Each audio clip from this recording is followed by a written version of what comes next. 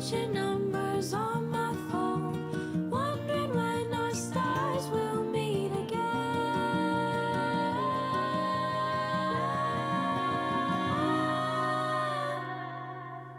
Maybe when the sun goes down,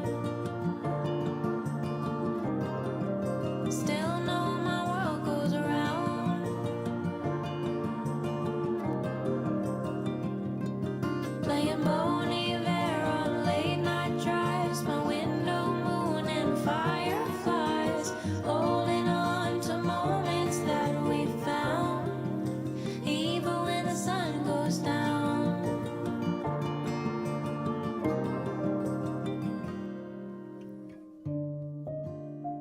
Time waits for no one, but there's beauty in the moments and the spaces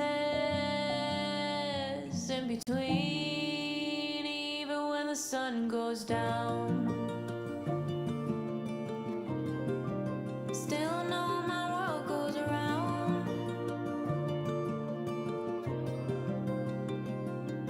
Playing Bon Iver on late night drives, my window moon and fireflies, holding on to moments that we found, even when the sun goes down.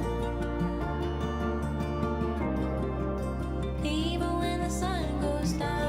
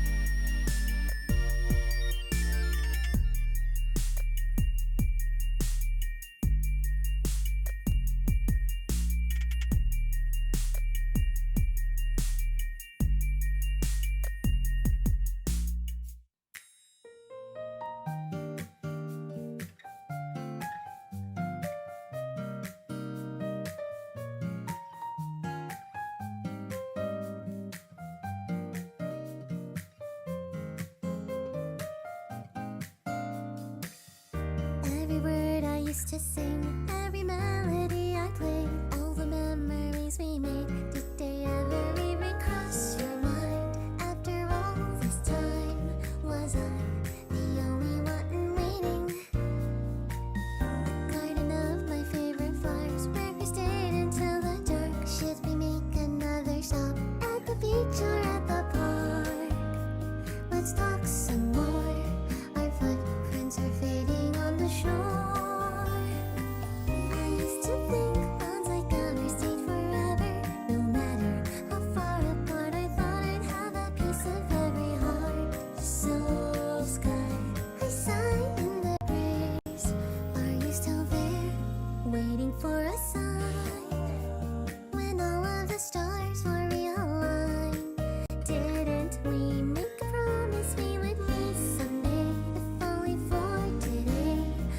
Was I the only one dreaming the moment that we met? I wish I could see your eyes again and tell you what I thought I truly felt.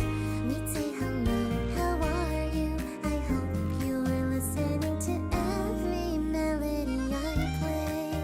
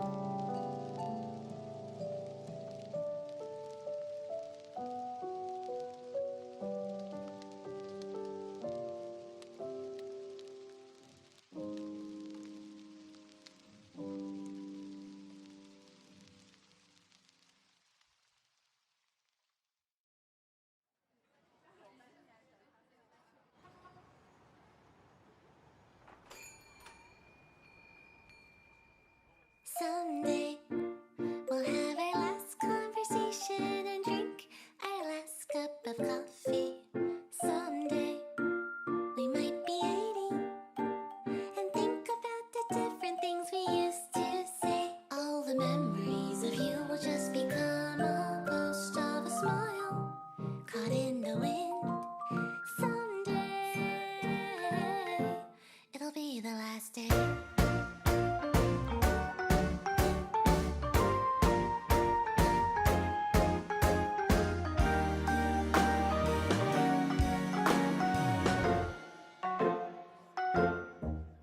One day it could be over.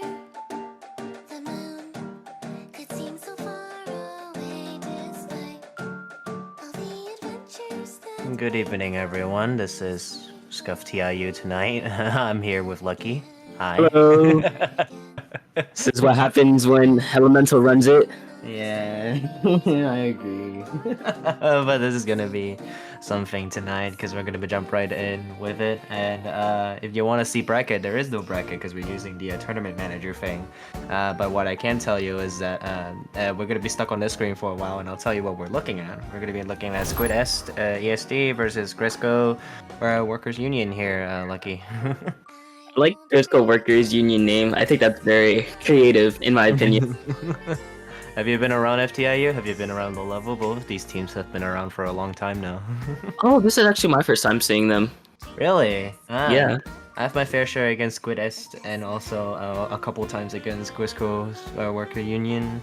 Both do put up a very strong fight, but looking at these rosters too, like you have Avocard and Ship, both like very strong, I think, support players. And then Grisco Workers Union, it's also pretty niche players on them as well, so, you know. I don't really know much about these players, but I do like both team symbols. The question mark right in front of Squid EST and Grisco Workers Unions, their little symbols are also very cute as well. Yeah, I don't remember. Squid S is not actually pronounced EST. There's some way. Oh. It's a lyrical reference, and I never asked them. Once again, I just keep forgetting to. But here we go. Why is it all zones? Interesting. All zones. Well, we'll be going. Our first match will be Metamaria on zones. This really is Scuff TIU, and we also have Bluefin zones and as well as museum zones. What is this? What is FTIU tonight? Well, personally, I think of all three of these zones, I think Manta Maria is my favorite zones. I like the workout of the map better than compared to like Bluefin or Makama, especially because Bluefin's zones move like throughout the match, which is odd, but not bad. I mean, Bluefin zones is not the worst thing you could ever imagine too, you know, but we're gonna jump right in already.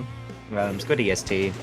Grisco Union on Manta Zones, you get a C double shooter and a rapid, vanilla rapid on the side of Squid EST, I believe. And you can also see the double shooter coming from the side of Grisco's Worker Union as well, but they opt out with the Nautilus and the Carbon as their close range and mid range counterparts. In contrast to Squid EST right now, Lucky. Look at them. These are actually very interesting comps. Both teams do seem to have a normal splatter shot and a T-Tech, so I guess both were going for the same idea. I do like the Nautilus on Grisco Workers Union team compared to like having a Rapid or a Slosher. Yeah, definitely. So, I mean, having a Rapid and Slosher doesn't mean you have a lot of ledge usage as well, but you're not going to be able to utilize that if your front lines keeps going down as Grisco Workers Union is able to fend off that first zone cap and is able to push up into their streak just a little bit longer here. Banger's here trying to kill up some more space, however, Phantom is going to be able to hold them off just a little bit longer as zone is going into neutral in favor for Squid EST at the moment. 2 down on the side of Grisco Workers Union right now. Sorry. It seems that that T-Tech originally before he died, it was doing very well and just pushing in very forward, like kind of pushing back the other team. We currently see that Squid Est has cap at the current moment, bringing down that timer, and they're doing really good on killing Grisco Workers Union with a nice jump. Yeah, definitely. So the zone cap is now in favor for Squid EST, able to hold them off, making them jump out as well. So this late wipe on their side will lead that lead flip going in favor for Squid EST once already. But Miss L here with that Nautilus is trying to push on their side as long as they can after those aim strikes has ended. This bunker needs to be taken back soon if Grisco's Worker Union wants to be able to retake that zone. But 2 down on each side will give it a little bit more struggle for Grisco here to try and take it back. But I feel like that they have a small chance here as now they have found 2 more picks on the side of Squid EST. Make that 3, able to secure one side of the zone and getting the 4th wipeout here as well. Very good on Grisco Workers Union. It is going to be a little bit hard to take that lead of 34, especially if they cannot keep that Squid Est for long enough. We see that their penalty is just getting down, so they're going to definitely hold it for a long while. We see that the Nautilus is already down, which hurts just a little bit, and they seem to have lost control. Can Squid Est get that not cap again. done? I like I said, that Nautilus went down, tried to jump in, but like, you know, got caught out in the strikes once again, and that's 3 down for the side of Grisco Worker Union, but Phantom is gonna try and be a little bit sneaky, unfortunately getting caught out as well. You know, all Squid EST has to do, you know, build up their specials, hold on to their space, and able to get their strikes and stuff as soon as they can, because they do have 2 sets of strikes. Those 2 sets can be, like, very strong on holding street and also holding the high ground, and if you needed to, you can hold it onto the zones as well afterwards. It seems that their co-workers can get rid of that penalty just in time with their penalty at 26. Squid S lost control, but not for long, and their penalty is also over now, taking down that remaining timer. They seem to have thrown out a drink at the current moment, and Phantom just trying to get through. Oh, dies right before he can get a pick off. And strikes are now coming out, and Slosher gets a trade. Not too bad. Yeah, not too bad either, but Grisco Union is able to find one of the zones here. Mario left of their own to try and fight off a 1v3 at the moment. Phantom is here to back it up, but unfortunately so, the strikes is going to keep them held back just a little bit longer, and that's just going to be enough for Grisco's, not Grisco, Squid EST to be able to take game 1 to a KO, 1-0 at the moment. Grisco Workers Union did have that advantage over them with the Nautilus, but it seems that Squid S knew that and were just being very, very, like, I guess, pushy, and they were getting a lot of picks off, which were very helpful for them. Looking at the replay here, we said that Grisco Workers was just right off of taking that cap away from them. Yeah, definitely. So, I mean, that cap with the banger strikes here, just able to slow out Mario and the others just a little bit longer. And with those couple small ticks left on the clock with like 2 more people on that zone as well, you're not going to be able to outpaint them, even with the extra paint that you got out of the ranges now as well. But even at the end, Squid EST just managed to hold on to their numbers long enough, you know, to be able to push it out as long as they need to. But I'm also finding something surprising here. We're doing a best of 3 instead of a play all 3 in these early group stages sets here, Lucky. So then that means Squid S has to take one more win on Bluefin Depot, which I would say they could keep their original comp that they had originally. It wasn't bad, and especially with Bluefin Depot's zone always moving, it makes it more their comp in general is more effective for that moving, you know, zone. Yeah, definitely. So Bluefin zones move a little bit quick, and Squid ESTs with their double set of strikes could prove to be very, very powerful as well, judging from how much space you have to take. And if you have one set of strikes left after you have both as well, trying to take up the elevator and going to their side, if you really wanted to do that, you can with the strikes as well, because that's also something that you can plan ahead to try and get down on. But I want to say that the carbon is also a very, very threatening thing on this map if you don't pay attention to your paint control here. I wonder what kind of comp Grisco Workers Union will go for. I'm not sure that the Nautilus will be the best choice with how open Bluefin is. The Nautilus could get jumped from either way. It would definitely prove difficult. But they could also run a roller comp, which could help them kill the at least kill the 2 splatter shots, which were the easiest on Squid Est. Yeah, definitely so, definitely so. I mean, it is also Bluefin, right? Not a lot of people have played it yet still on competitive modes. Not a lot of people know like the ins and outs mostly on the map, because all I know for sure is just that the middle platform moves, but that's kind of it. That is the definitely most defining feature of Splat Zone's Bluefin. So I wonder how both teams will be able to, you know, adjust to this change. Yeah, definitely. But we're gonna roll right into here with Squid EST in 1 point of the lead, and I think that's a DC already on the side of Grisco Workers Union, so we're gonna have to wait for just a little bit longer here. An unfortunate DC. Let's see. Oh my god, who's gonna be able to get the reset here? Oh, let's see. Who's gonna get the reset? Oh, Mario, congratulations! From what we've seen for the little bit of Grisco Workers Union, they seem to have a tri-stringer, or not a tri-stringer, but a reflux on there, which is a interesting choice. I mean, I'm not a fan of Reflux itself. It's not the best weapon in the game, but I guess for inking wise, it is pretty good. Yeah, definitely. So, I mean, missiles in a big map like this definitely is going to be very powerful because, like, if you're contesting all in mid, most of the time the missiles can travel for you instead of you having to direct where they want to go. Like the But strikes that we've seen before, you know? but also, there's definitely better missile weapons compared to Reflux. Like you could use Flingza, you could use Wiper. Mm, I mean, Wiper also comes with beacons as well. yeah, definitely so, but nothing is more consistent in my opinion than fighting and able to output specials like reflux here. With how I mean, it's getting better. It's definitely getting better to use reflux, but at the same I time, it agree. is a very mechanically dependent weapon when you have to try and get those fights done and everything settled down. Because curling bomb plus missiles isn't like the worst thing ever. The more so, it's just really hard to maximize its potential, in my opinion. Especially with how much ink reflux uses at once, I feel like it would be very draining. Yeah, definitely. So, all right. The Grisco's Workers Union has been refurbished once again, and now they're back. Squid EST is gonna stick with the relatively same comp here, and the Carbon is gonna switch out for the Vanilla Roller as well as Double Zuka on the side of Squisco Workers Union here. They really are throwing up a Union strike here with those Double Zukas. I do like Double Zuka. I definitely like Zuka. That's definitely one of my favorite. We see that there's a lot of util going out at once. whoa, Ooh, Avocard, three going hold down on. at once. That's a was quad. four. Hey, that's a quad. Congratulations, Avocard. That was very good coming from Avocard. We also see Drinks coming out as well, and Tri-Strike coming out as well.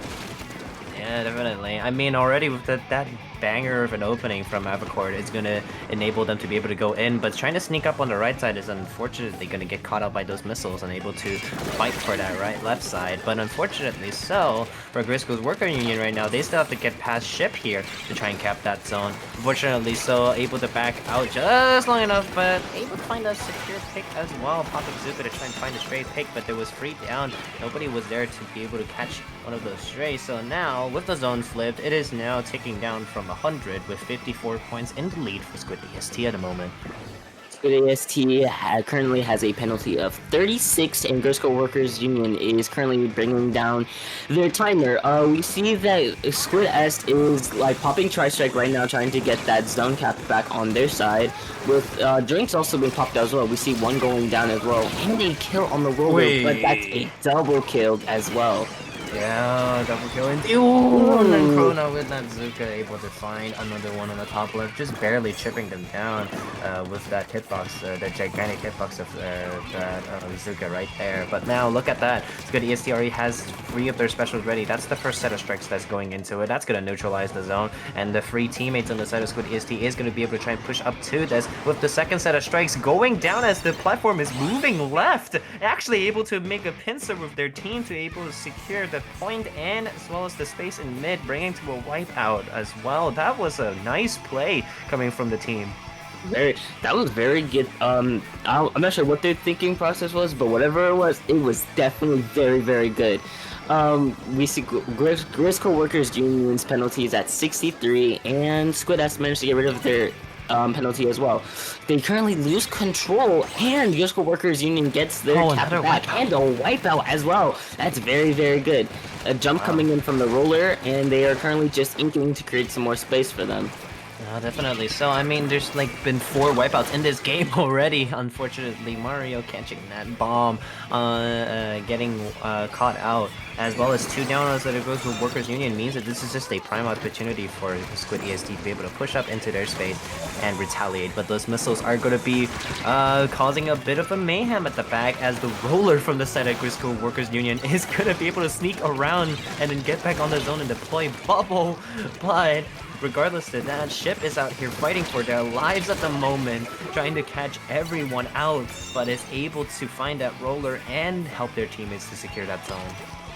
Now, Squid S is currently in their cap of the zone, and Grisco Workers Union has a penalty of 50. We see Miss L is currently creating some space for their team, and Mario, sadly, pincered with the Trizukas. But then we see Ship going down to the, I think that was an Ink Mine. Yeah. Yeah. Oh Oh no! no! That was very unfortunate. That was a live leak moment right there. Oh my goodness, but You see Mario is Mario. here with this lead. Ooh, Yeah, Mario with the Mario. sneak, unfished. They're not gonna get it. I mean, the lead is gonna be flipped back now. Squid EST just has to hold him out just a little bit longer. But did they see Chrono from the back once again? Second try, second time's the charm, they say, but I don't think that is. Actually, that is. They are able to distract him long enough to be able to get that zone here. Wow, lucky. That was very, very nice. Grisco Workers Union, we see Phantom pulls out a bubble, and I think they also had a drink down. Oh no, that was the other team. Squid S is coming out from their base in their. Ooh, that was very nice. No, Mario now that you mention it, no, yes, Bristol Workers Union don't have cooler. Oh, yeah, you're right. Huh. Yeah. Hey, No, another one falls into the. This map is very good at making you fall. Chizuka, or not Chizuka, well, Chizuka and Ink Strikes are coming out. 6 manning, and Grisco Workers Union takes their lead. And that's Ooh. team with a 1-to-1 game right now. That's very nice Nice. to see. Yeah, nice to see the Grisco Workers Union is able to pull that off at the end there. However, they need to be those strikes and missiles do came in very clutch at the end, able to hold them off, just bring them away from the zone, and in the end, just able to give themselves more time to work with. Let's look at this replay here and see how the end played out. Aside from Ship falling into the water and unable to contribute to that fight here, the missiles earlier on before this is able to like push their team back just long enough that when those strikes went down, nobody was going to be able to get to that zone quick enough to be able to, paint the zone. So, a good part on Grisco's worker unions there to be able to hold on to that. In those last seconds, those Charizard or the Ink Sharks just took them off, but it wasn't quick enough. That was a very close game, I would say.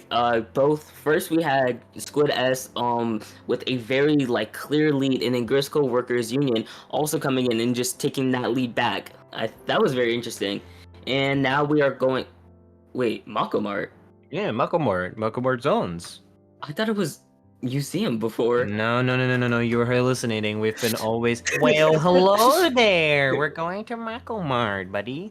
Interesting. Oh, well, we're going Oh my into God. Makomart zones now. Yeah, nah. I Um, mean, look, think about it, alright? Makomart is just a better version of Museum, okay? It is just like more compact, more high and low grounds. Mid is just like the same, same old, same old.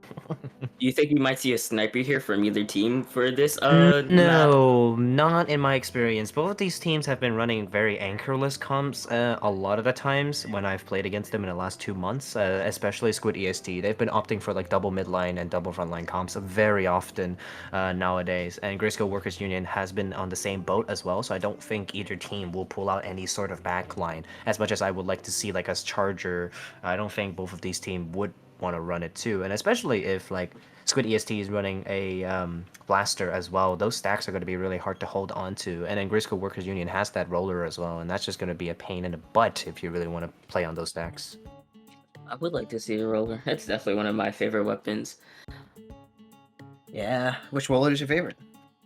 Which one on this map? But On this map, I would say Kraken roller because Kraken is Crack-On. definitely very. Oh yeah, Kraken.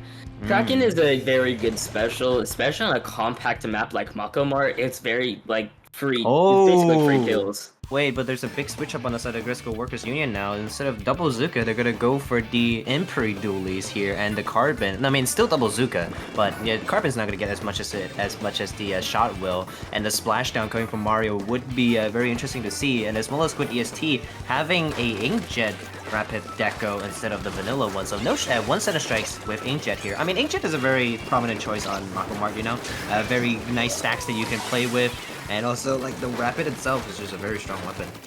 I love Splashdown. We see Mario is going in with a nice sneak, and we currently see Squid S has a current cap. Also, Splatoon 1 colors. They are at currently 76, and Chip gets a kill, and gets a second kill as well. That's very, very nice.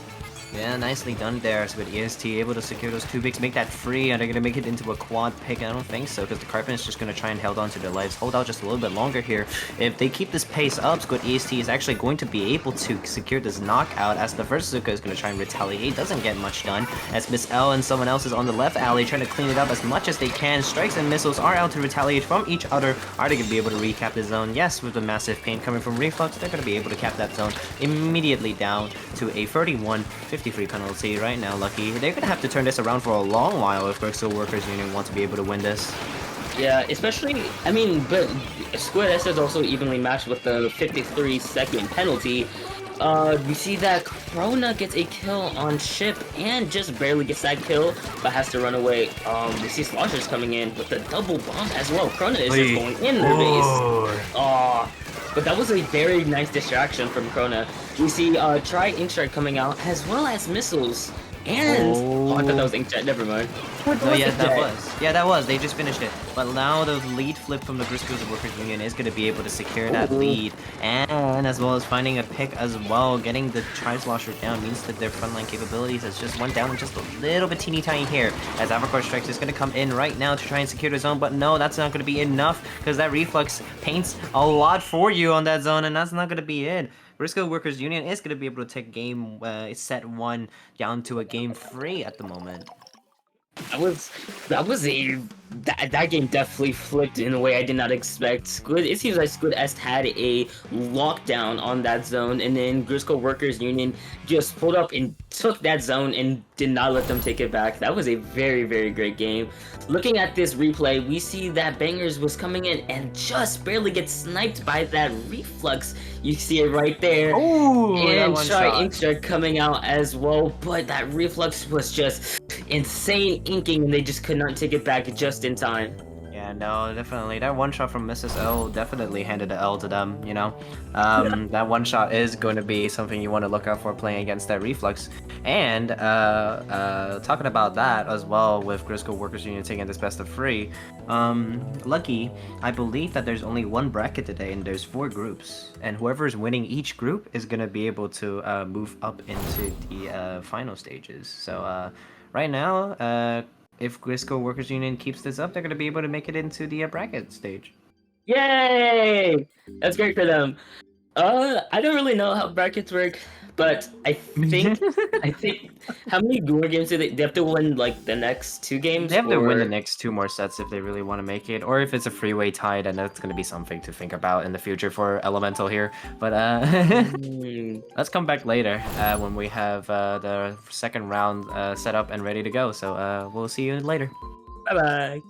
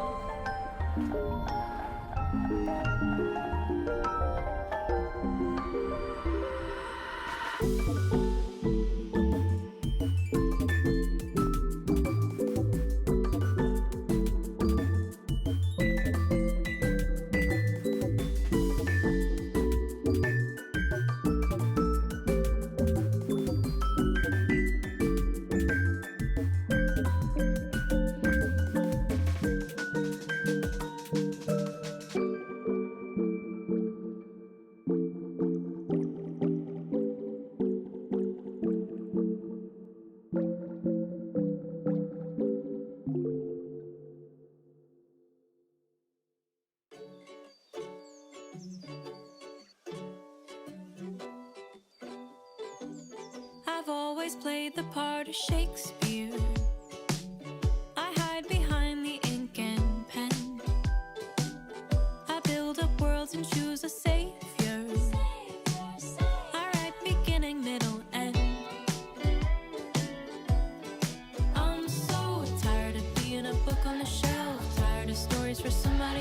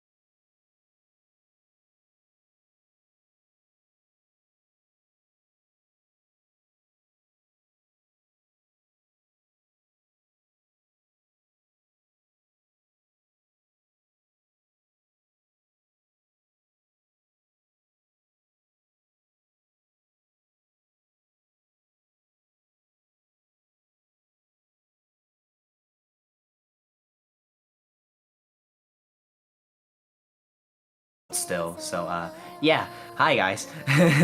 So we're gonna look into round 2. I think it was Chroma versus trying to pull up the names real quick. Chroma versus Sharknado 1984.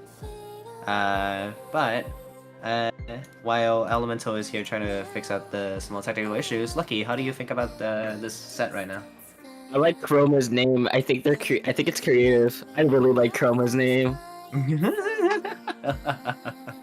I also like Blazed name. I think that's a really good name. I would change my name to Blazed. Yeah, I don't haven't seen these two teams before, but I heard the Sharknado was like some pretty decent team. Didn't hear much, but we're gonna see them in action anyways.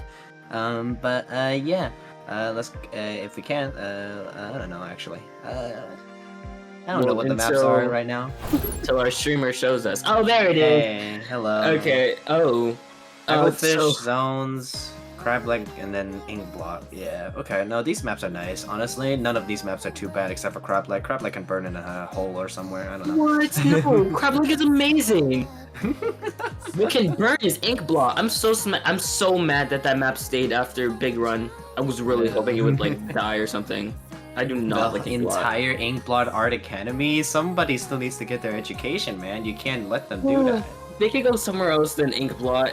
Inkblot, I don't like it. I think it's too gimmicky, in my opinion. Too gimmicky in terms of terrain.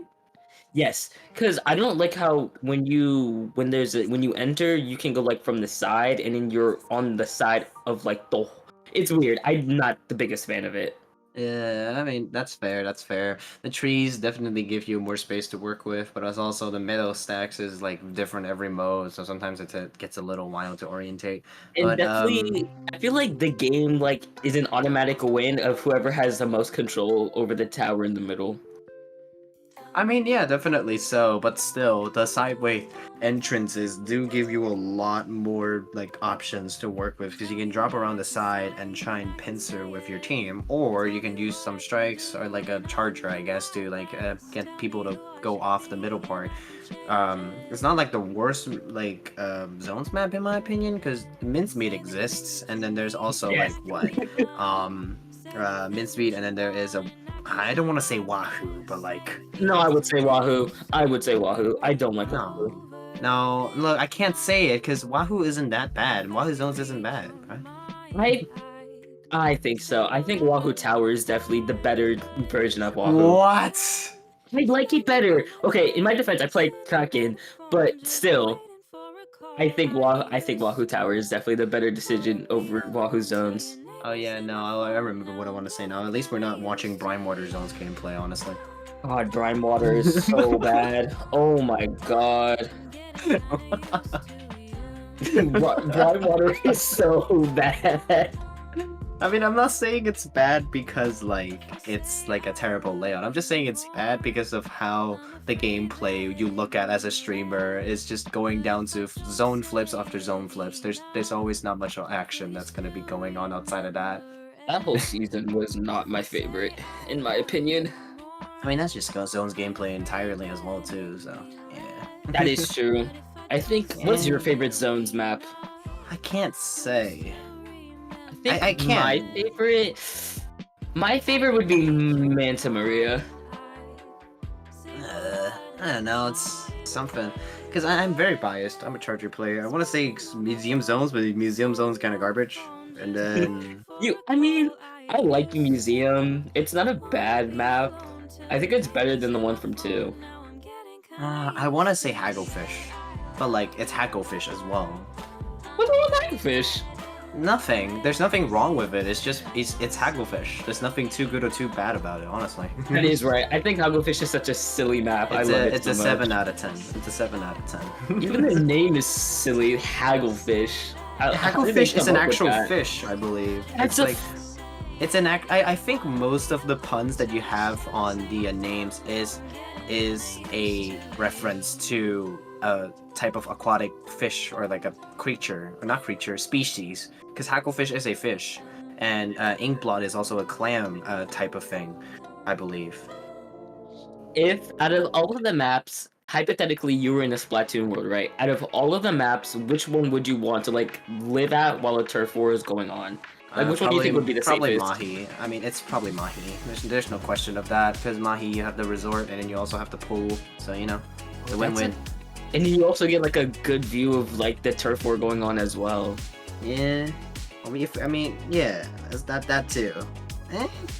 I mean, if I were to live in one of these maps to watch the turf war, I don't think I'll be there for the turf war. I think I'll be there just to like chillax and like watch everything that's gonna unfold and stuff. But yeah, here we go.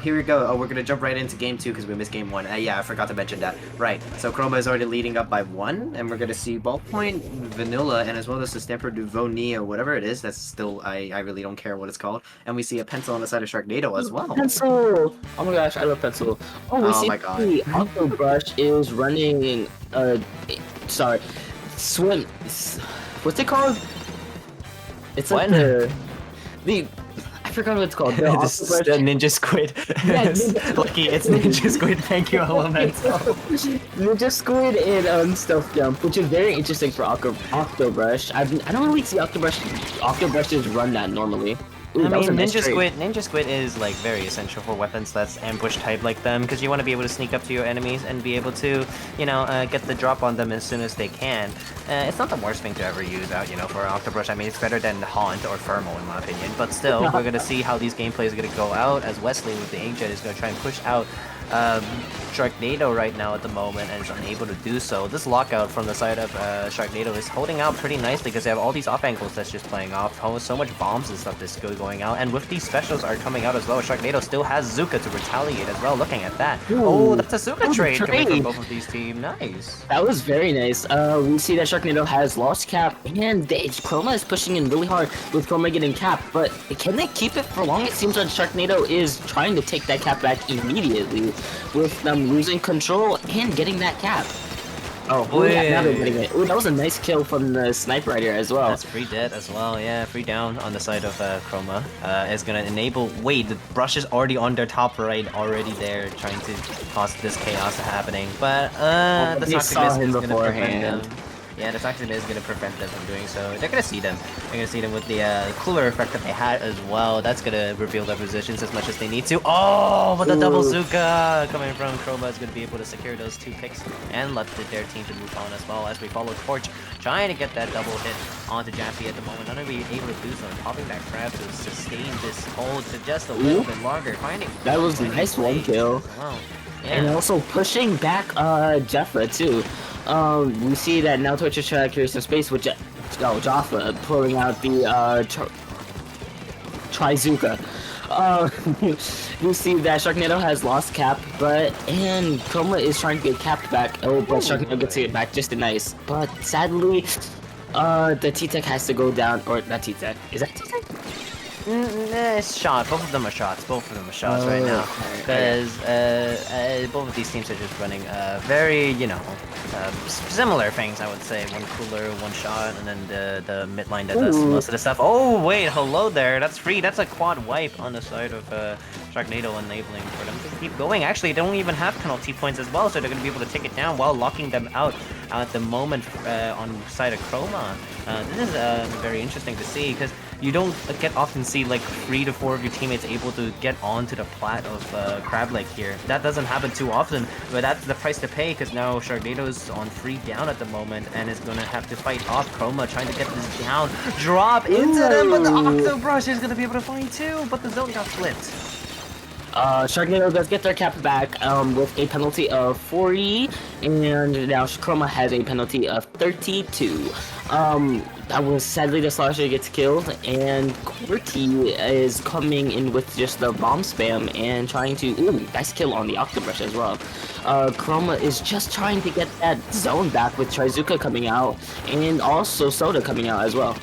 Yeah, definitely. Soda is going to be able to let Sharknado able to keep pushing here if they really wanted to, because that pencil is just going to keep putting even more and more pain on that zone by themselves. They can probably cap that zone by themselves if they have to fight any one weapon at any one given time, but that's not going to be one weapon fighting at the moment, because the pins are coming from Chroma and the Inkjet, and the shot is going to be able to find a pick and able to secure this space. As the trade coming from the Octobrush is going to be able to jump someone, but the Zuka unable to find some sort of value to try and hold on to the zone to let that points tick down even longer with 48 seconds left on the clock here. Sharknado just has to hold out a little bit longer if they really want to be able to get this KO. Correct. So we see the Sniper Rider is now just destroying that ink away from Chroma, or Chroma's ink off of the zone. Sharknado gets their cap back, and you see that Chroma is trying their very best trying to ink that zone as much as they can, and they managed to get that flip back. Now Sharknado is at a penalty of 32, and Octopus is coming in, gets 1 kill on Torch, and I think it's Pop's Zipcaster is now trying to find their second kill. Yeah, definitely. So it's gonna be able to like secure. Yeah, there goes. There's a second kill that you wanted to. And if Chroma is unable to get the zone now, they're not gonna be able to take this win. As Torch is gonna be able to find one. Are they gonna be able to find a zone? Unfortunately, so no. The pencil is gonna be such a hard thing to outpaint on crab-like zones here. Though game 2 does go to Sharknado, which means we are going into a game 3 at the moment here. The Octobrush was really good with Zipcaster, I noticed, especially with how Zipcaster's new buff gives it like a Booyah Bomb effect when it like attaches. We see that the Octobrush did get 2 kills with that type of kill. We see with the final couple seconds going in, we see Chroma is just trying their hardest to get that flip back. Torch does get that final kill on the Octobrush, but they could not get that cap back just in time. It was very close too. Yeah, very, very close indeed. But what's going to bring us closer right now is both of these teams going to ink blot at the moment for the zone's last one. Definitely going to be a very interesting match mode to see, because like we saw, what was it? We saw Carbon, no, not Carbon. We saw Octobrush on the side of Sharknado there. We also see Chroma with the Stamper Nouveau and the Ballpoint. All of them seems to be like very grounded for the side of Chroma, but on the side of Sharknado, they're so like they have the paint support coming from the pencil, and so the other people on their team can just like go free will, go crazy onto this other sides and get picks instead of having to play so grounded like Chroma does. I agree. I wonder what kind of comp that these two teams will bring in next. They could keep the same comp. I mean, it would work with Inkblot, but I wonder would they change it or would they keep it? I don't know. Octobrush probably. If I was a Sharknado, I probably would stick with the Octobrush as well as Chroma. Probably maybe switching off the Stamper, but the Ballpoint is still a very strong pick, but has fallen off a bit recently with how Cooler interacts with the rest of the comp as well. Because if they have a Zap, that also means they have weaker fighting power at the moment compared to Sharknado. Because they have Machine Shot and then Octobrush on Sharknado. They can go free range on the bombs, the AoE, and as well as the frontline shooting and killing power. And compared to Chroma, where they have a Stamper and a Shot only instead of having the Zap as their fourth as their third. Because as we know, the Zap doesn't kill that quick. Yes.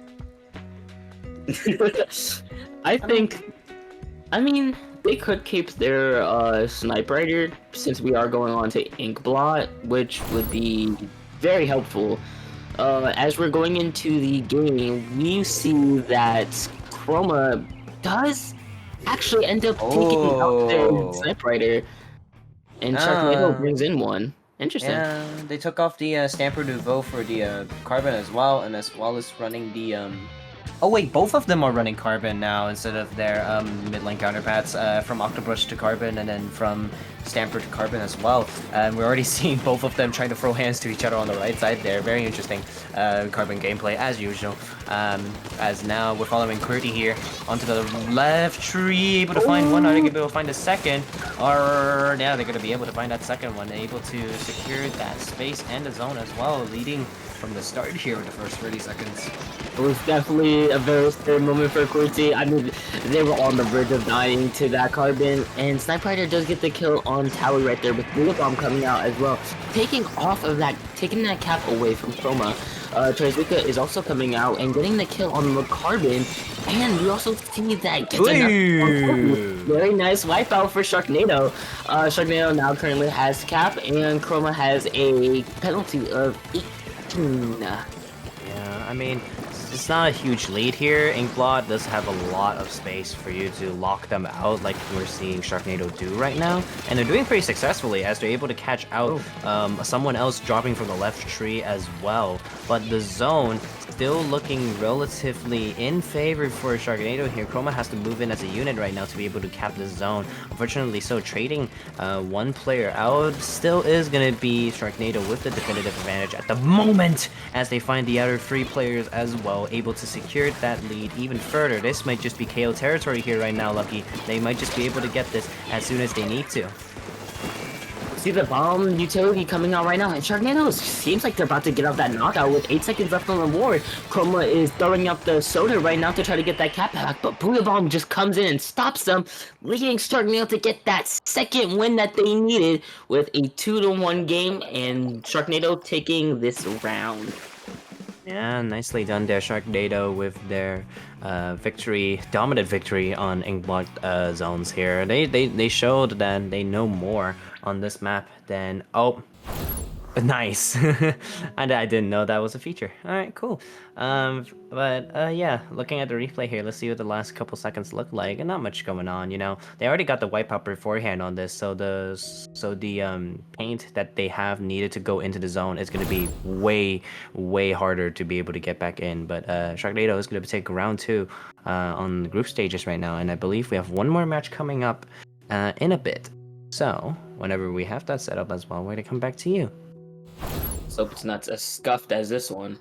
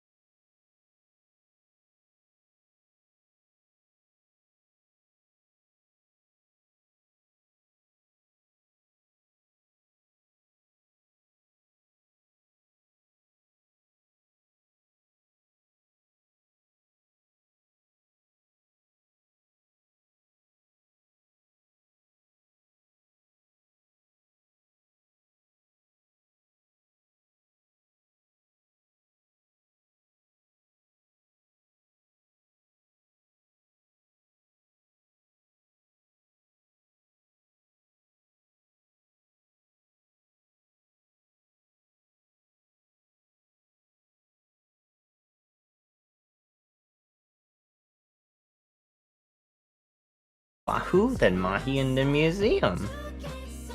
Wow, that's definitely a map lineup. Wow. Okay. I mean, Mahi all of them are and not bad. Wahoo on the same like lineup is crazy. No, okay, they're decent. Okay, I would say out of the three, Museum is the worst out of these three. Okay, well, you know what? Yeah, because Mahi did get a change, which it is better than what it used to be. but it's awesome. It's okay. But It's a C tier. Museum, my love. I love Museum so much. Not zones. Not zones. Our streamer very much disagrees with Lucky's opinion, and I agree. I very much agree. I very much agree. We'll be first starting out on Wahoo, so there could be some two interesting comps coming from these two teams. What do you think they will bring in, Lila? I don't remember. Last time I played Squidlilogy of the Stars, I remember them having a ballpoint, I think, which is like very Ooh. standard, very backline type of comp. Lunar Escape, I haven't seen them before, so it'll be very interesting to see what they're going to be pulling up to Wahoo World with, because what doesn't make you scream in Wahoo World makes you weak, I guess.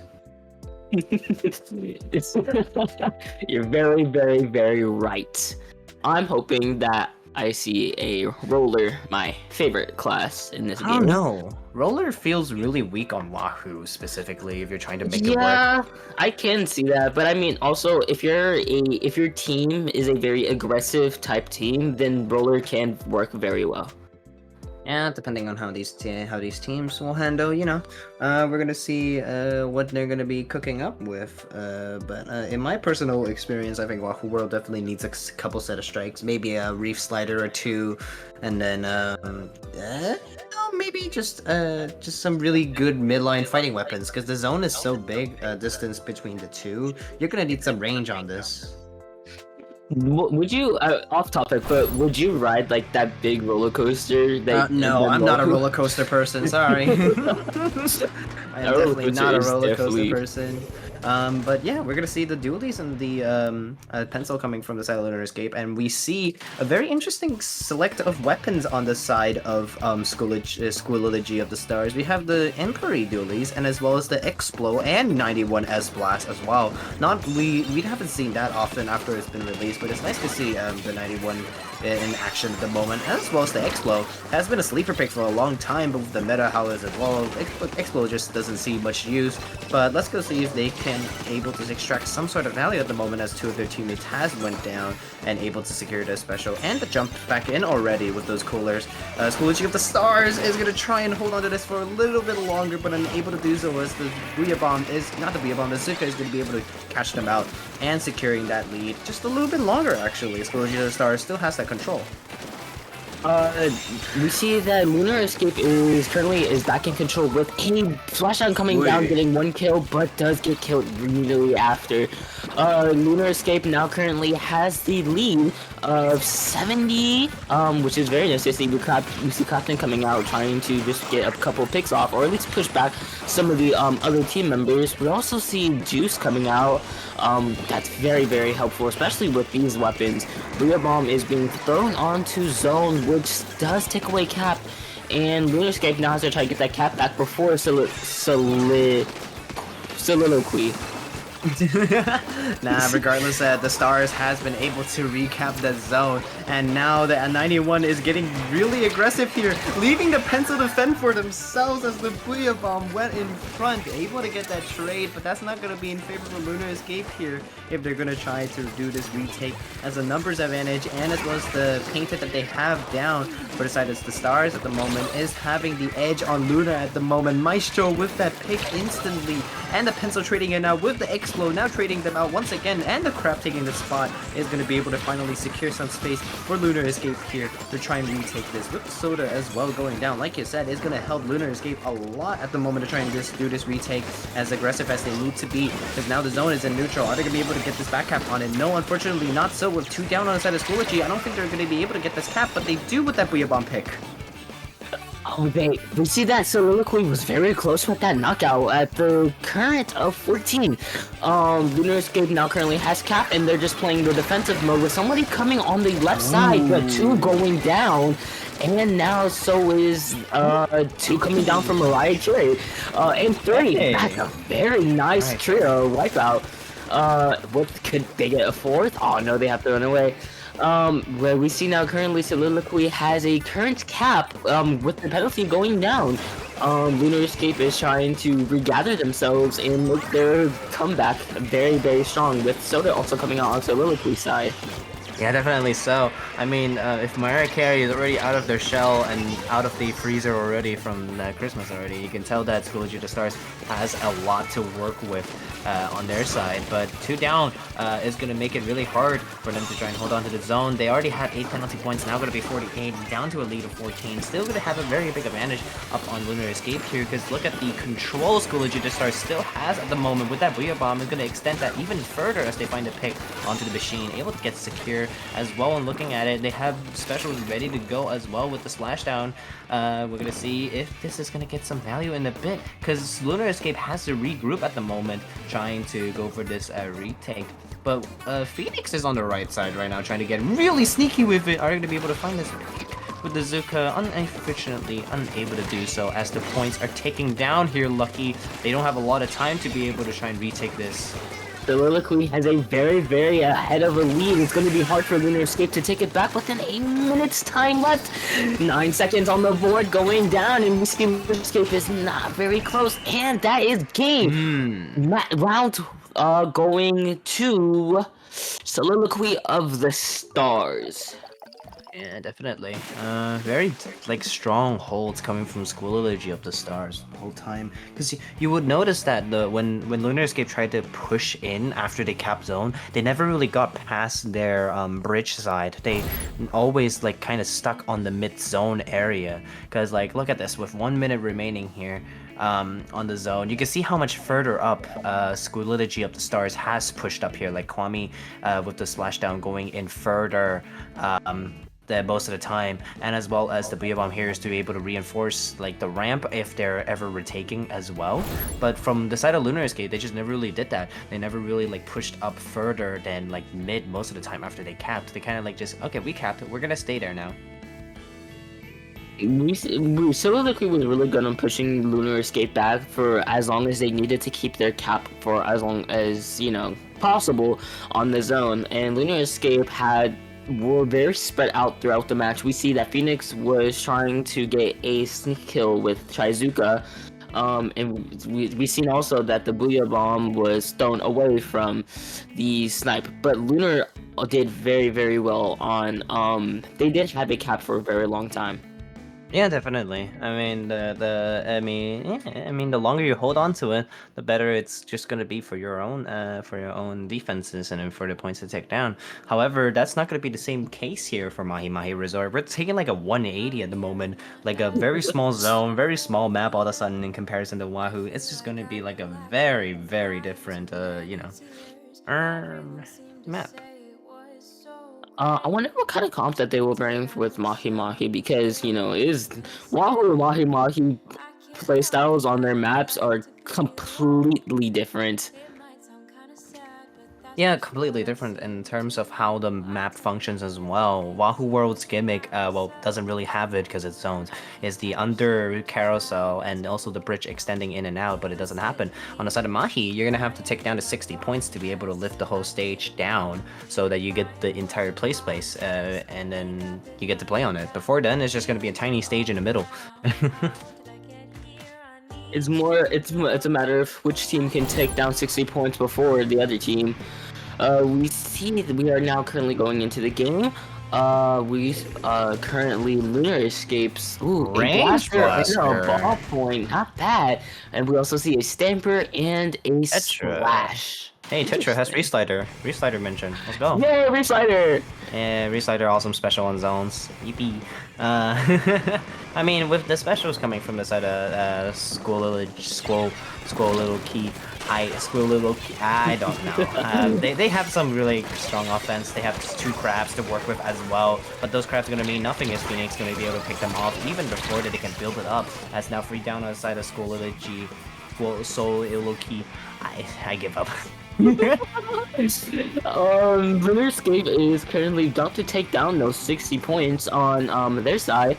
We see that Soroki is currently very far pushed back, and now water level is dropping, bringing out the rest of the map. That's 1 down on both teams, and a bomb coming out on against Phoenix too. Phoenix gets a nice direct aim. Oh, just gets killed before that second pick. Reslider coming out, and Soroki is currently in cap of the zone. Yeah, definitely. So, even without that Reef Cheese, they're going to be able to cap that zone and apply that penalty on the side of Lunar Escape. It's going to enable them a little bit more time to work with, but at the moment it looks like a different story because Lunar Escape is the one that's been able to push up further when they have capped the zone, as Lunar Escape is now freed down for them and letting School of the Stars to be able to zone and hold on to their points a little bit longer so they can try and flip to this lead. They're gonna have to get their specials soon if they want to be able to, because the agent coming from Ballpoint on the side of Lunar Escape is gonna be able to get them in as soon as they can, watching for an opportunity to pop that as soon as they can. There it is, coming out on the left side here, able to find 1 pick, trying to find that second one as they do, getting that trade as well. Mariah Carey able to hold on to that zone for their team as long as they need to as well, and this looks like a lead flip territory here, Lucky. Currently Lunarscape Afro is pulling out Trizuka. Oh, and also Lunarscape does lose their lead right now, with going to Soroki with 20 seconds. Oh, and they do lose cap. Afro, just dies. Ooh, actually, gets the trade. That's not bad. Lunarscape is just about to get that cap on zone, and that leaves a penalty for Soroki with a 55 penalty. That's a huge penalty to try to come back from. Oh yeah, definitely. I mean, even with that penalty, they're gonna have to worry about more on the side of Lunar Escape's penalty, ticking down already down to a 15. As 2 down on the side of Lunar Escape, is gonna try and enable that chance to try and get back to that zone. The Reef Cheese plus the extra ping coming to Crab is gonna be able to deploy that penalty points back on the side of Lunar Escape, and as well as the free down situation for them is gonna enable them a lot of time to set up at the moment. A lot of time. Never mind, they don't have a lot of time. They got caught off by a suction bomb at the moment. Kwame is going to be the one in their base at the moment to try and find some more picks as they try to force the Zap out of their way, but unable to do so. They already got their cooler ready up and going as well, so now Lunar Escape actually has a pretty decent chance to try and fight the zone back with the penalty gone on the side of Soliloquy of the Stars. They're going to have to find this soon because the penalty points are ticking down very quickly here with 10 points remaining on the clock. Are they going to be able to get this zone retake as the Crab is cancelled? Is it going to get neutraled? Finally, it's neutraled here. Oh, this is very close. They can get and they get that 56 penalty just in time. Now they're currently bringing down their own penalty, and Afro doesn't actually go into the base like I thought. Does get that tilted though, and just currently is trying to create some space for their team. We watch the Ballpoint try to get a pick on those 2 players, but has to get pushed back. Reslider coming out, and just ties to Eject. There's currently 1 minute left on the board, and there's 30 points left for Lunar Escape. They seem like they're going to take lead if Soliloquy of the Stars cannot come back in time and try to take that away from them. Yeah, definitely so. I mean, there's not a lot of time for School Liturgy of the Stars. Look at them desperately trying to get into the zone as they actually do find it. What happened back there? They just let Mariah Carey cap the zone all by themselves at the moment. That was very interesting to see, but penalty points are applied, and they're both fighting on very even ground at the moment. We currently see that Soliloquy as a nice little 4 with 20 seconds left on the board. If they can clutch it out until then, this could be a round win for Soliloquy. Lunar Escape is currently coming in, and they are fighting to get there in time. Trizuka does come out, and I think that was a 2 pick we see that they are now trying to kill that, and Lunarscape does take tap of that zone. Oh, they find two. They find three as well. That's gonna be overtime enabled for for Lunar Escape at the moment against Solidity of the Stars. Wipeout. Yeah, Wipeout is gonna secure that space even more. Solidity just has to get the cap to be able to secure this win. But looking very grim here as the Tetris going in very early to try and get this pick down. 11 points on the clock. Are now 2 down outside of Solidity as well. And Lunar Escape looking more and more to be able to hold on to the zone as Sleepy is gonna go down as well. It's just left of Maestro to hold on to the zone, but unable to do so. Lunar Escape was clutching on overtime to be able to take the game too. It was an insanely close game there. We see that I think that wipeout was the win factor for Lunar Escape. We're now currently at a 1-1 game and round, and we will see going on to game 3, just sadly on Museum. Yeah, what I mean, yeah. Oh my goodness. Yeah, unfortunately so. We're gonna be not unfortunately so. What am I saying? I love seeing game freeze. Game freeze is always hype in situations of best of three. I think we've only had best of threes in this set as well. Like going into a game free, none of them has been a very strong two O's that I would usually come by in groups. But seeing game freeze is always nice going into it because you know both of these teams have been putting up strong fights, giving us a good show at the moment. But Museum Zones, it's gonna be a very different story. It's like a mix of both of these maps, in my opinion. Oh yeah, I can kind of see that. This will definitely be a high stress game for both teams. I mean, both games were very close wins for each team, so they will both teams will definitely bring out their all in order to win this final game. Yeah, definitely. I mean, it has the size of Wahoo, but then you also have like the little like it's two-sectioned layout where the plat is harder to reach sometimes. In Mahi, like you get mid, right? But you can't really get into their plat because there's so much space that the defending team can use to hold on to their own plat. It's not like Wahoo World where there's a lot of big open space for you to work for the either teams to try and retake this. And Museum is no different because you have so many different approach options while also being the only way to get onto the plat side is the middle spinner. You know? Yeah, definitely. And it's also that big like spinner in front of the zone is a little. I think it's silly. I think it's very very silly, but also very effective for like roller too because you know that's a very that's a very open space for roller. So it gives it more chance to like, you know, if the roller wants to, you know, shark, then there's a lot of open space for it to shark around. Or if it wants to play very like open, then you know, so much movement. So that's why I like playing this map with roller specifically because I can basically do whatever I want. Yeah, definitely. I mean, there's so much space for you to work with in Museum, in mid at least, that sometimes capping the zone isn't the most important thing when it comes down to the wire, because you really want to be able to secure some of the sideways spaces, like the little glass and also the plat side, like below the plat, the little right outlet that you have to go on that that side. You can perch their ledges or maybe start throwing bombs from that side. If you have those areas secured, then you can start painting the zone or using some specials to enable you to not just get the zone but also getting them clear off plat so you can use mid effectively and safely as well.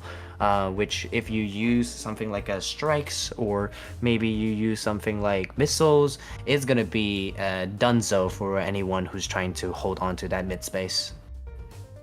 And it's also like you would have to be very careful for if the team drops down on their side, on that little sneaky side, because there's that little small corner that's like out of sight, out of mind, and so they can drop down there and they can, you know, come up from the back and they can completely catch you off guard. So I think that's what I like about this map. It's very like you have to check your surroundings at all times because you never know what might be there.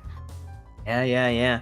I mean, you're gonna have to anticipate all those routes in Museum. Museum is the textbook of actually having a flank on a map in Splatoon, in the hit game from Nintendo, Splatoon Free, that actually has a flank route, you know. So you actually have to pay attention to what the enemy team is doing that's trying to go onto one side or the other. Because if you just focus your own whole endeavor to try and hold to the plat, you're gonna get flanked from the drop. You're gonna get flanked from the other drop on the left side as well. It's not just mid that you have to look out for in this map. Like you said, you just have to like bear in mind of the sneaky. And if you're not, you're gonna catch a stray. You're gonna catch a lot of strays, especially if you're playing backline here. And if I remember correctly, this map is from 1, right? Yeah. Huh. I mean, it's been reworked like so many times that it doesn't look like it. Because you know, originally Museum had like 2 more spinners on each side of like the spawn. The spawn itself was a spinner. And I remember also it had like that Inkling girl like statue too. Yeah, I mean, it's still there now. It's just a pane of glass that's just there. That's gonna be doing that. So you know, nothing too crazy. I would say this map has gone through. You still have the iconic spinners that will hinder your gameplay as much as it wants, and you also have the very different elevated grounds that contains all the excitement for non-shooters to be able to take advantage of those as well. And then the mid section, mid is just mid, but you know. Out of all of the modes for this map, which one do you think is your favorite? Oh, for Museum, 100% either clams. Actually, I love clams on Museum. Well, you know what? Claims on this map is really good. Yeah. I think mine's is probably Tower if I'm playing Trizuka. Trizuka on Museum on Tower is definitely one of my top ones. I mean, there's a reason we don't do Museum Towers and map lists, but I'm gonna be interesting to see what both of these teams are gonna be running around with going into this. Because if I see a pencil, I think it'll be pretty strong. But like I mentioned before, pencil just allows you to like enable your other free players to do whatever they need to and enable to you know, get those picks in. Interestingly enough, so you know. If it was down to me, I would like to pack some strikes here, like some strike weapons. Oh yeah, nice definitely here. Strikes. I wonder what it'd be like to like visit Museum de Alfonso. I think like something hard to think about. Some really prominent weapons. I think if they want to bring it out, they could bring out the range again. Honestly, the range works really well. The here. range would be really well. I would like to see a range. Yeah.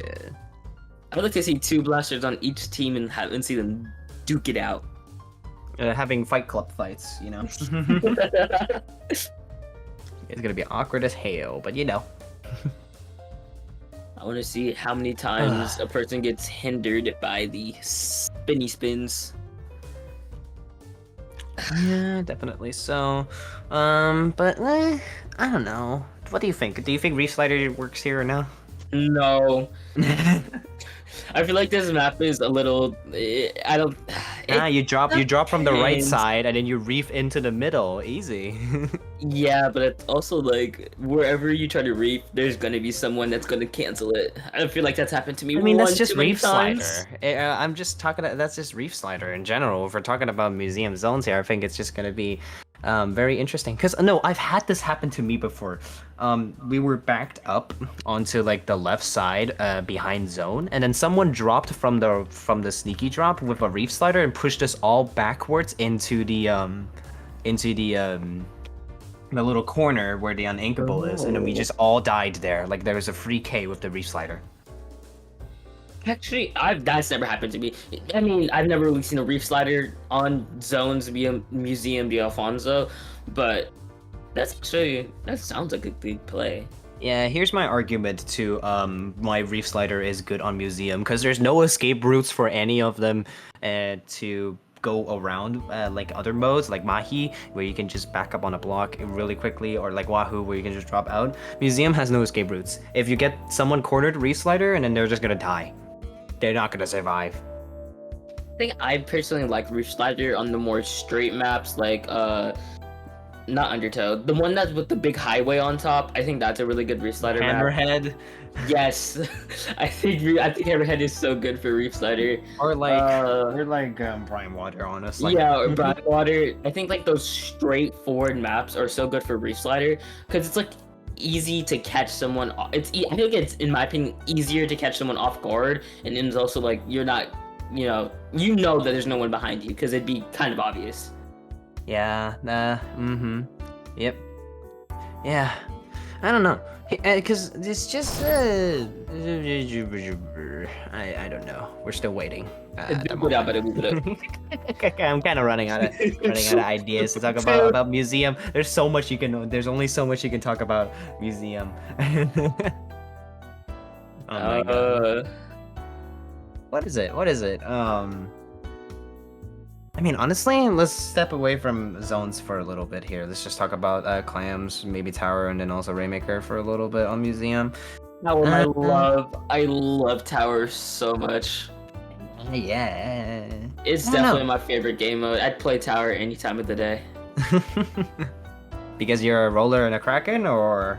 Because I play roller, and it also, I generally think that, in my opinion, it's the most fun because I feel like anything could really happen. You could knock out in like less than a minute, or you could have the longest match of your life. I feel like that's I love about Tower. It's so like you never know what's gonna happen in a Tower game. It's so random. And Clan Blitz is also really good. I also like Clan Blitz. I don't like the new Rainmaker. Oh, we're here. We're finally in the game. Let's go. Let's go CIU. Thank you, Nintendo servers, for actually working now. Let's go. Let's go see what we. Hey, the Range Blaster's back. Let's go. Yay! An E-Leader. Oh. Triple shooter E-Leader. Ah, they're going the boring route. Okay, let's go. Okay. We're gonna see how it acts, because E-Leader, very strong here. I would have thought that they would have bring out a pencil or something, but E-Leader is still very strong on Museum, if they're running Respawn Punisher too. Because it's just gonna be long-range picks, gonna be long-range pressure that can enable your team to push up further than the other team can. So Solo Key is currently in control of the zones, but they did lose it, which is now the zone's currently uncapped. But I think it's just about to get their cap. Yep, Solo Key gets their cap back, and they are currently just bringing down those points. We also see Wavebreaker out as well, and Inkjet too. Inkjet is just shooting out some shots to try to get them away. Blaster tries to go in for the kill, but does get beamed down, and we see Crab Tank also coming out. Solo Key getting their cap back once again. Yeah, definitely. With the cap, with the control still in favor of Solidity right now, it is looking very favorable for them to keep holding on to this. But 2 down on the side of Solidity means that Lunar Escape is gonna try and able to take the zone, but that one suction bomb is just gonna be able to catch both of them who's trying to hold on to that zone. 30 points remaining for Solidity to try and hold on to this KO. With 2 down, I don't think they have a really strong chance to try and hold on to this, as Mariah Carey is going to be able to get that trade onto the Range Blaster, and the penalty points is finally applied for the side of Solidity with a lead of 27 here at the moment, Lucky. Now, let's see how Lunar Escape can hold on to this. Solidity is currently doing very good on keeping their cap as well. We see Inkjet coming out as well, and Juice as well, but this is very good for this. Lunar Escape is currently in cap of it, and Wavebreaker coming out as well. And a flank coming in from Kwame too. Yeah, that flank with the Wavebreaker definitely tried their best to try and get those picks, but unfortunately so the reaction from Lunar Escape is able to find those picks earlier than expected as well. But the zone cap, no one's contesting it on the side of Lunar Escape, able to actually just hold on to mid as well for Solidity of the Stars at the moment. Crab's out as well with the E-Leader setup on mid. This looks like a very prominent push for Solidity to try and take their plat. Able to find one trade on each side, still letting their E-Leader remain on mid. Are they going to be able to stay long enough for Afro before Afro tries to take them out with the Zuka here? Lunar Escape is currently trying to get that cap back on the zone. The Soliloquy is doing a good job on protecting it. They're currently Zap is or zone is uncapped, and we see that Afro is going in trying to get that kill in the jump, but does get beamed down. Soliloquy is now trying to get their cap back with Wavebreaker coming out as well, which 2 down going on Lunar Escape in the Soliloquy getting their cap back. Oh, but 2 down going from Trizuka. That was a very nice Trizuka and Wavebreaker coming out as well to try to push them back. Yeah, so Lunar Escape has to get the zone off of Schoology of the Stars, and they actually do, able to apply 52 penalty points onto them, as well as getting some more picks and setting up that delay wipe, but is only left with Sleepy at the moment to try and fend off the remains of Lunar Escape that is in mid, popping a crab to try and stall out as long as they can as well. Unfortunately, that range blaster has an edge up on your game, as they could just pop around your crab and able to get 2 really good cheap shots onto you and get that pick down, as Schoology of the Stars is getting pushed back by this Inkjet as well, having the plat in control, but going 2 down from the backside. That flank, like we mentioned before, if you don't pay attention to it, you're gonna get caught astray, as they do for Lunar Escape at the moment. Zone is looking very in favor for Soliloquy of the Stars. Ooh, sadly Sleepy goes down and that Wavebreaker just finishes 2. That is 3 down on Lunar Escape. And that's the 4th one down. So Lunar can now try to get back their cap, which they do. And Lunar Escape is now jumping back too, but Kwame does get Pincer on the jump. Sleepy is now just trying to create some ink on that side and also try to dodge that ball point as well. Yeah, definitely. That range blaster for Lunar Blaster has done them so much in that 1v3 situation, because they bought them so much time that the penalty point took a while to apply, and that just means that they have a little bit more time to work with at the moment. But with 2 down on the side of Soliloquy of the Stars, Lunar Escape has to cap the zone. There it is, to be able to apply overtime for them to start off with 1 second left. There it is. Overtime is starting, as Reyes with the Inkjet is going to try and clear up some more space, as they do find 1. Are they going to be able to find a second? Unfortunately, unable to do so. 15 more penalty points and a couple 10 more, and they're going to be able to take this lead at the moment with the range going down on the side of Lunar Escape. It is just left of 2 players on the side of Schoology of the Stars to try and take back the zone, and it's just left of the E-Leader. They're going to have to try to paint the zone all by themselves against the whole team of Lunar Escape, and unfortunately unable to do so. That was definitely a high tension game, with this one going to Lunar Escape. Yeah, congratulations to them. That was a very good game. We see that Soliloquy had a clear and cut, like, a capture of that zone for a long while, and then Lunar Escape, I guess they talked to their team, and they managed to like gather up, and they managed to take that win back. Like, looking at this replay, look, the right side fight happened by itself. The trade gave Lunar Escape so much more room to work with, and then able to find Mariah Carey, the Zap, trying to dive into the zone early as well without their teammate, is unable to get off as well. But that's gonna be it for us as well, Lucky, on this commentary set, because we're gonna be leaving for Time and Retro to hop on to go into the bracket stage immediately. So, Lucky, where can we find you? You can find me on my Twitter at Lucky_Walker, and where can we find you, Lila? Yeah, you can find me on Twitter too. You can find the handle under Lila Rose Visco, but we're gonna hand things quickly as the thing is moving very, very rapidly. So stay tuned, don't go anywhere. We're gonna move on to Top Cut very, very soon.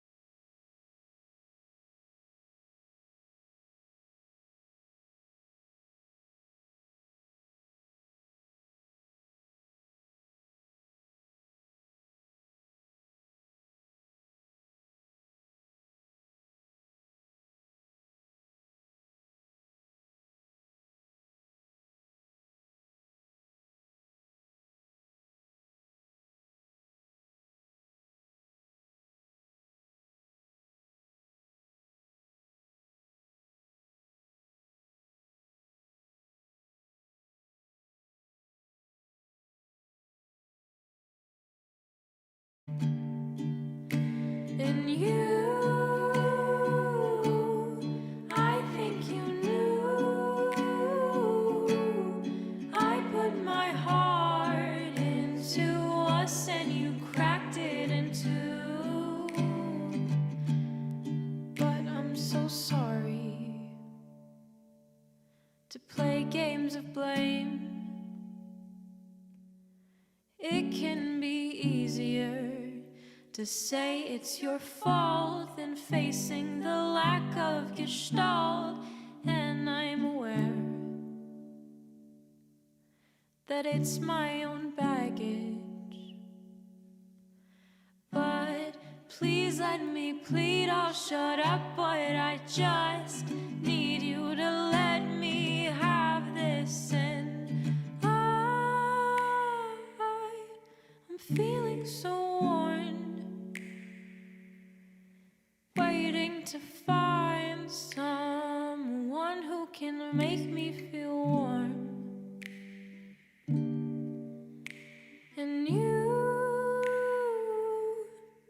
I think you knew.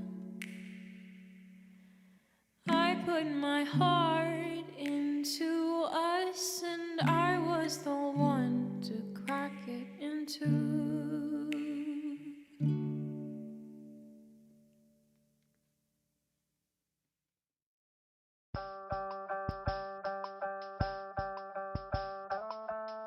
I got a feeling that I can do anything, I can be anyone tonight.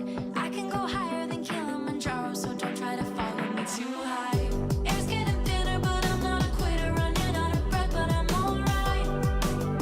I'm alright. Once in a while, it feels like there's too much to prove, and that's why you gotta learn to love you. Learn to love you. I'm in the moment, I know where I'm going, 'cause I'm living life in the fast lane. Don't need a reason when you got a feeling, you just gotta do it your own way. It's all looking up and I hope I get stuck in the clouds, and maybe I'll stay. Maybe I'll stay.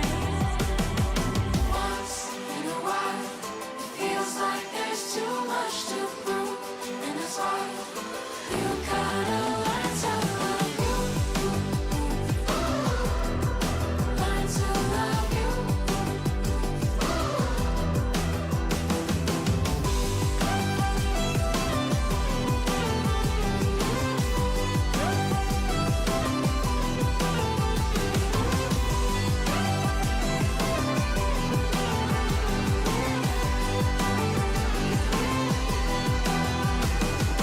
Once in a while, it feels like there's too much to prove, and that's why you gotta learn to love you.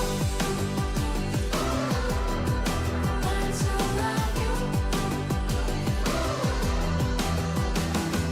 Once in a while, it feels like there's too much to prove, and that's why you gotta learn to love you. Learn to love you.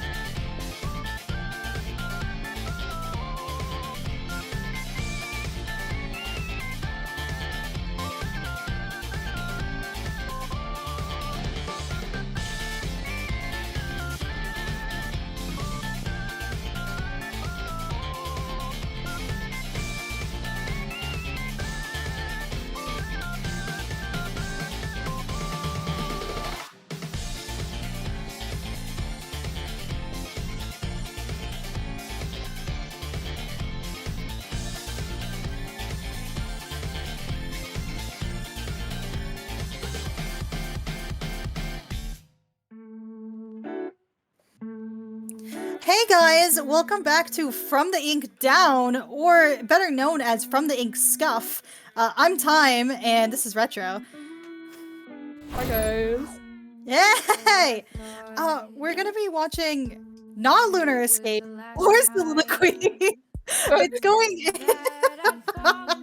gonna be Shrimp Fried Rice versus Grisco Workers Union. There was the Nintendo app decided that it was going to be a horrible person and kill my family, burn all of my crops. Like it was horrible, honestly. And we are no longer using the Nintendo app because it decided that Bubble Tea beat Grisco Workers, but Grisco Workers beat them in a game, and we don't know what happened. Anyway, game 1 on Splat Zones. Ship-shape zones, yes.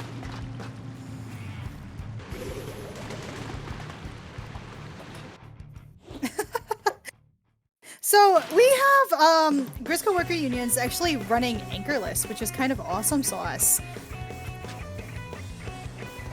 Retro, are you there? Oh. Yeah, sorry. I'm a little distracted. Yeah, that's actually really interesting. I love that. We love that. Shrimp Fried Rice is actually like currently in the lead, 2 down on the side of Grisco Workers Union. Early cap on that zone, like only 30 seconds, and they basically control the entirety of mid.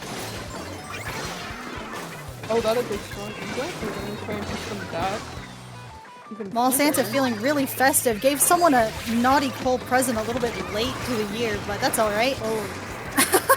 My double Trizuka, but one of them goes down. Oh man, Shrimp Fried Rice is literally just not letting anything take control of that mid. Like their last player goes down, and you can see Lazy even trying to take space by pushing into their base.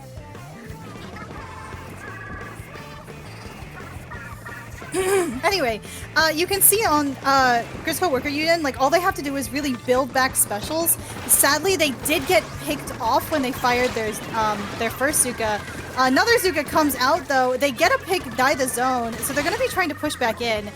2 down on the side of Shrimp Fried Rice. Grisco Worker Union is in a 1v1, the last members. Ooh, I don't know if they're gonna make it all the way back to zone. It looks like, yeah, it looks like Shrimp Fried Rice is already back in position. Unfortunate they couldn't cap it last second. It was so unfortunate. Like, the last shot was just running around the map saying, oh my god, I have to do something now. And the track slosher was just running after them. Like, no, you are doing absolutely nothing, my good buddy, my good pal. Stopped him dead in his track. Right? So it looks like Shrimp Fried Rice actually takes the first game very definitively, like won within the first 2 minutes. You can see on the replay here that Neko is actually chasing that last player on Grisco Workers Union and ends up like cornering them, pushing them off of that advantageous like high ground that they really want to be taking. And as you can see, Shrimp Fried Rice is already back in mid, back in control. There was nothing they could do. Do you have any thoughts on that game, Retro? I don't think I can provide any, like, helpful insight, to be honest. This, like you said, very definitive. It was a very strong first game from Shrimp Fried Rice. You can actually see their next map is coming in at Hagglefish Zones. It's gonna be very fun. Do you like or dislike Hagglefish Zones? Oh, I have a love-hate relationship with Hagglefish Zones. Sometimes it treats me well, sometimes it does not. Mm-hmm. What about you? Do you have any interesting? I love Hagglefish Zones, actually. Like, if you are going to choose one map in this game that feels very definitively, oh, this is how Splatoon 3 wants its map design to go, it's definitely going to be Hagglefish Zones. Like, you can definitely see, like, how the very clearly defined flank routes have like such a nice risk reward to them that you always have to be watching them, but because the way they're spaced, you kind of have to send 2 people to each side. Then you kind of have to force your way through mid through specials, and it's just so chef kiss. You know, it like a lot of people say that Hagglefish Market is actually like a very definitively backline heavy map, but it really depends because if you get like a powerful special in mid, it's kind of like curtains. I agree, I agree. So we're gonna be seeing, it looks like that ballpoint is staying out on the side of Grisco Workers Union. No, shrimp fried rice, yes. It looks like Grisco Workers Union is actually bringing out the reflex with the Tena missiles. Ooh, my love to see it. Oh my goodness gracious. And you know, if you're bringing a reflex into a game, odds are you can actually get that that crit with it and just get that kill. Ooh! Oh, ouch! Sadly, it looks like they tried to pop their missiles too up to the front, and looks like Malsance is actually getting a sick double, just taking back control of the zone, forcing Grisco Workers Union back into their spawn. Ooh. And they have their jet ready. I wonder how this is gonna go. Oh, and they popped it. Ooh! Oots. Oh, but oh my goodness! Looks like the missiles came in clutch. One person up on the side of Shrimp Fried Rice. You could see them escaping through the flank, but Grisco Workers Union is fast enough that they're already trying to take advantage of it. And ooh, they get the trade, and Grisco Workers does get the zone, but this is not like a dominant position. Like Shrimp Fried Rice can definitely come back from it. I agree, I agree. Very close match. Oh, and the Zuka gets popped? Oh, double Zuka! Oh. Oh my god, the crazy flank from Corona, triple on that flank! Oh my god, and that puts Grisco Workers Union in a great position. Like, they're literally just sitting on that switch, just waiting for people to come out. Forces a Zuka even. And that jet. Oh! Oh, that was an amazing Zuka thing. That's what I'm saying. The double, even the 3 down on the side of Grisco Workers Union just took a little while to get that zone back, down to 28. That means LDE is actually active now, if anyone's using it. One person is using it, yeah! Yeah! Woo! Crazy Zuka, 3 down on the side of Shrimp Fried Rice. This is Grisco's game to really win. They've been showing how good they are at pushing back and retaking that zone. Oh, and they're going for. Oh, unfortunate.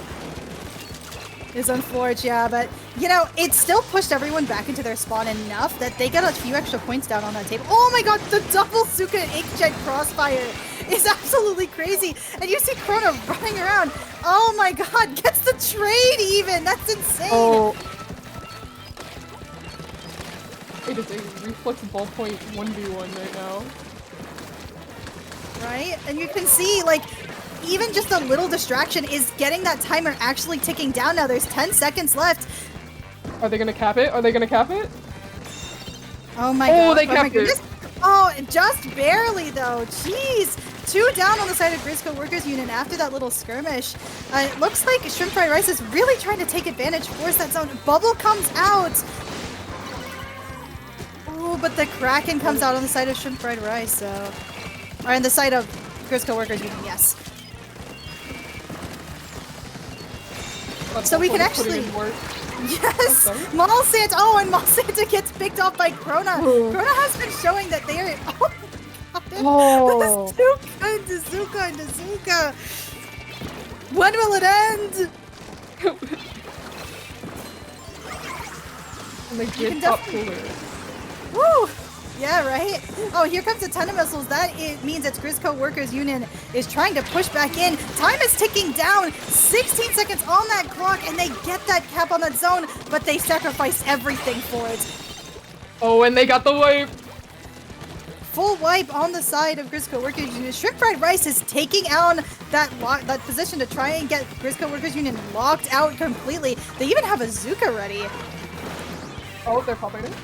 Oh, that sneaky flank did not get by them. Oh, and they even get a pick with that Zuka. That's amazing. Grisco Workers Union really just has to wait, like, patient because there's 2 players down and... Oh... Just running into specials active like that. They just have to go now. They have to pray for a miracle. And it was a close one.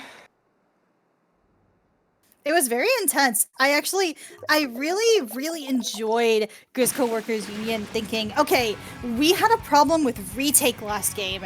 Let's bring missiles. And missiles is like so good at retaking because you missile the zone, you missile the backline, you missile like anything that's like in the middle of a special, they can't move, they die. Or you force them out of positions they want to be in, and suddenly, oh, this is a great time for your team to run in and just get a double or triple. I agree. This is a very interesting pick in my opinion, and I really enjoy it. Like, I love it. What are your thoughts on that game, Recho? ugh. I feel like it was definitely very chaotic with all the Zuka trades and all the Zukas just everywhere, but High octane, high Zuka press. I feel like since it was so chaotic, it was hard to be patient with a lot of the pushes, and I feel like that was definitely something that contributed to the end result of Shrimp Fried Rice taking the win. Yeah, but you know, Grizz Co-workers Union still thinks they can win on zones. So they're like, that's it, we're going to Mako Mart. Now, Mako Mart is like the definitive Splatoon 2 map, isn't it?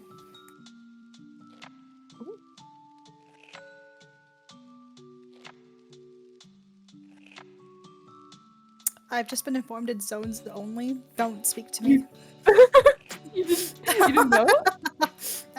You were not in the It's loop? called From the Ink Scuff. It's called From the Ink Down. I'm not supposed to know everything, you know, like I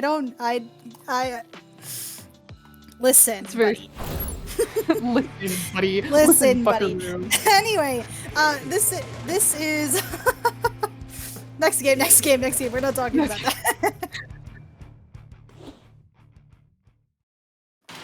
That is They are 4 total Zukas. Jesus. Oh wow, they're bringing back the reflex too.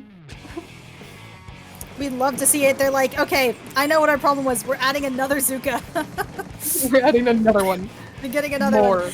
It looks like Krona's actually done a favor and actually started pushing on that right stack. Phantom is actually trying to follow close behind, but it looks like they're gonna have to wait on that shark, and they might even be seen. Because, yeah, like, you can see already, this Tri-Slosher gets a nice pick. 2 down on the side of Grizz Co-workers Union. They're gonna have to wait to pop those missiles now, because that didn't work out. And, the Zuka gets nice a pick. Oh, dear. Oh, and in the zone with that splashdown, gets the pick on Neko, who's jumping in. Ooh, this Mario right now is really trying to make plays, make things happen. Sadly gets picked off, but that's more time that Shrimp Fried Rice is not ticking down their timer. They have a very strong hold on mid right now. I wonder if Grizz Co-workers Union is gonna be able to pull it off. Oh, and they pop Zuka. Ooh, here comes the Zuka. And missiles. Yes! That they probably get kept in the zone off of this as long as they can remember to paint. There we go, 2 down actually on the side of Shrimp Fried Rice. Just dove in, saw their teammates dying. It looks like even Mario might be thinking of using the triple splash in a crafty way. Yeah, getting those fists on the upper side of flat, it really does help. Ooh! Oh! Ouch! That's okay. We have it's a 2v3 right now, and Grizz Co-workers Union is trying so hard to survive, but Shrimp Fried Rice just brute forces their way back into zone. They even have specials online to stop Grizz Co-workers Union from pushing back in. That ballpoint does have jet. And Zuka? Ooh! And the Zuka. That's an Zuka missiles combo. Grizz Co-workers Union has shown time and time again that they know how to combo their specials together. And whenever they combo their specials, they will always get their retake going, and that is something that you don't really see a lot of the time. Even if they're not able to hold the zone for long stretches of time, they're still able to retake beautifully. Krona getting that insane pick on stack. Oh my god. Getting a double? Oh my god. And surviving? Jesus. Here comes Zuka coming out from... And here come those missiles again, pushing the ballpoint back.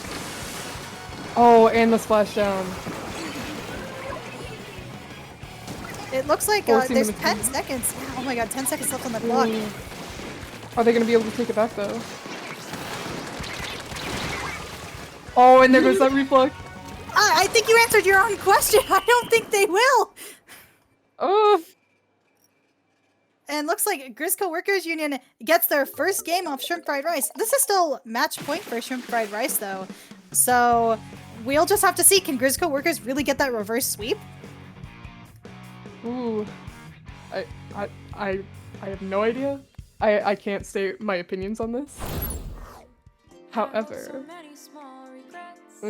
it's gonna be a close one. I'm just gonna say that it's gonna be a close one.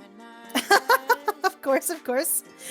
I really very much enjoyed Mall Santa especially is just doing such a great job on the side of Shrimp Fried Rice. Whenever they can get a push and hold zone, it's usually because Mall Santa is just popping off, getting those kills, popping their inkjet at the right time. Like, it's just what you really want to see.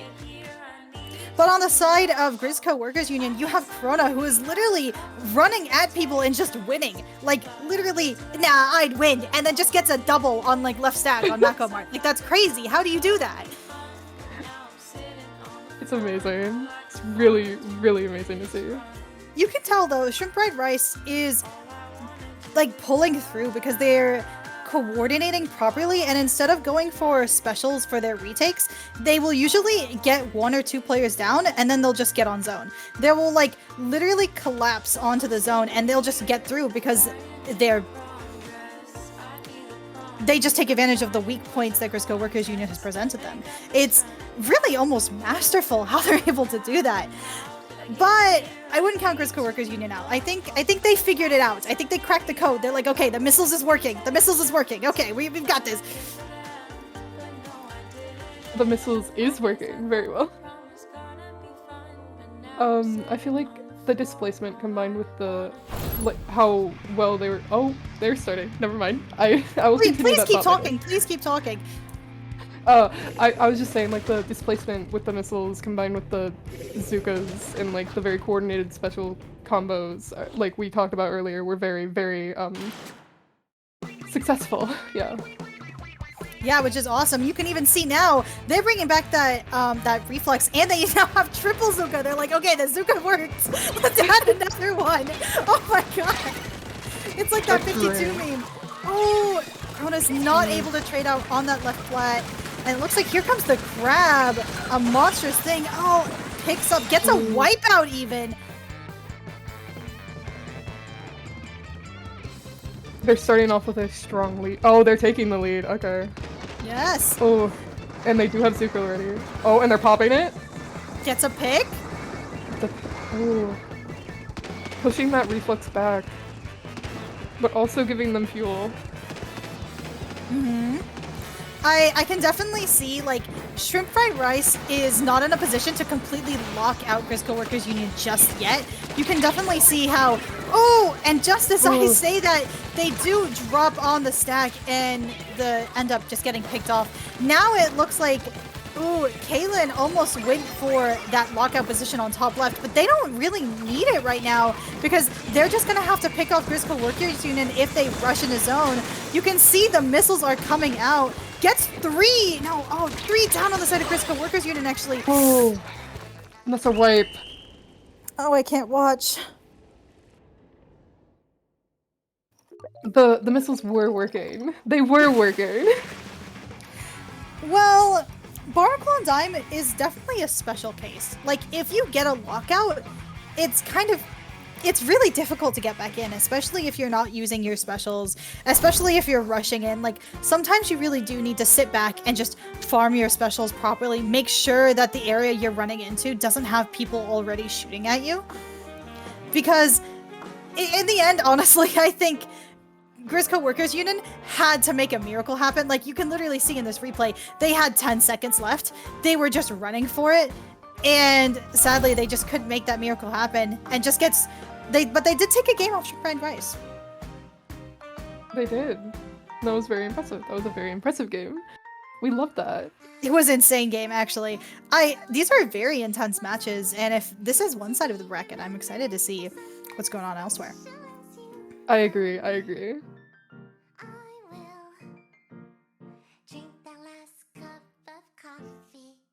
with the Yeah, well, I wonder if the other side of the bracket's already done, because I remember I was looking at the group stage and I saw it was Pandora and I think Kiwi Ice Cream on the other side.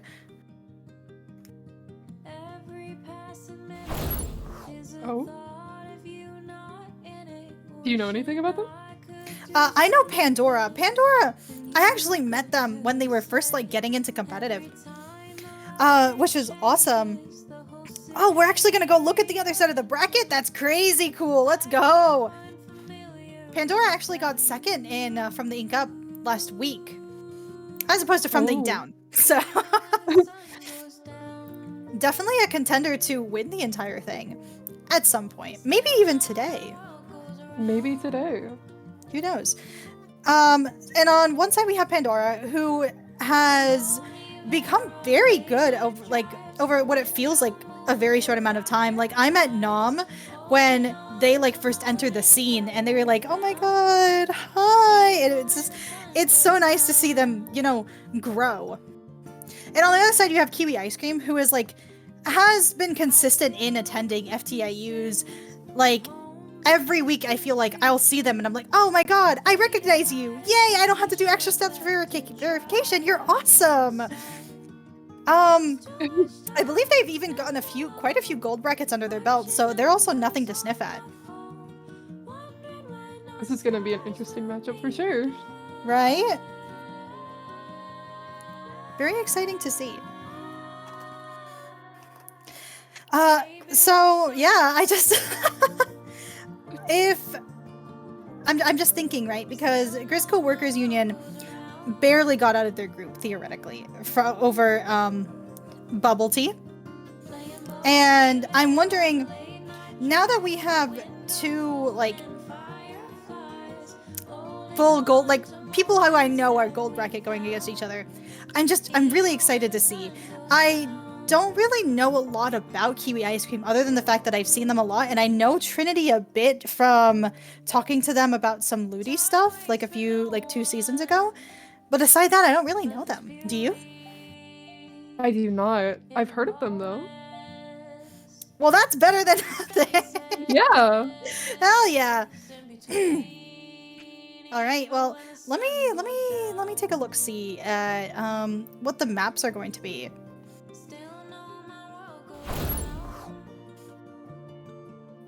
Oh my god, ship-shaped zones! What a shocker! What a surprise! Ship-shaped Wow. zones. I love ship-shaped zones. I'm actually really excited to see ship-shaped zones again because it feels like last time we took a look at that map, our time together was just so short. I agree. I love ship-shape. It's like one of my favorite maps in the game, actually. I like how you can go from high ground to low ground so quickly, and how you can get to that high ground. It feels like it feels good to play on for me. Maybe it's because I'm like a spotter shot. Like I have the brain for running up those walls, taking silly little 1v1s and just getting out of there. But I love it because like you have like that gap in the middle and then you can jump over it, and when you get into lockout, it's kind of hard to properly lock out the team unless you go really deep into their base or expose yourself properly, unless you have a backline, in which case you have a backline. You have an E-leader. Yeah. But then you also have to rely on the E-leader being good, and we're in a Zuka meta right now, so Zukas are really good at taking care of backlines with crabs, or etc, etc, etc. Anyway, what are your thoughts on ship shape? I agree. I love ship-shape a lot, especially ship-shape zones. I feel like it does add a lot of like dynamic gameplay, like very back and forth. It's not just one team like typically definitively wins. That can happen. However, it is very rare, which makes it a lot more interesting to watch and commentate, which is a win for me personally. Oh my goodness gracious! Yeah.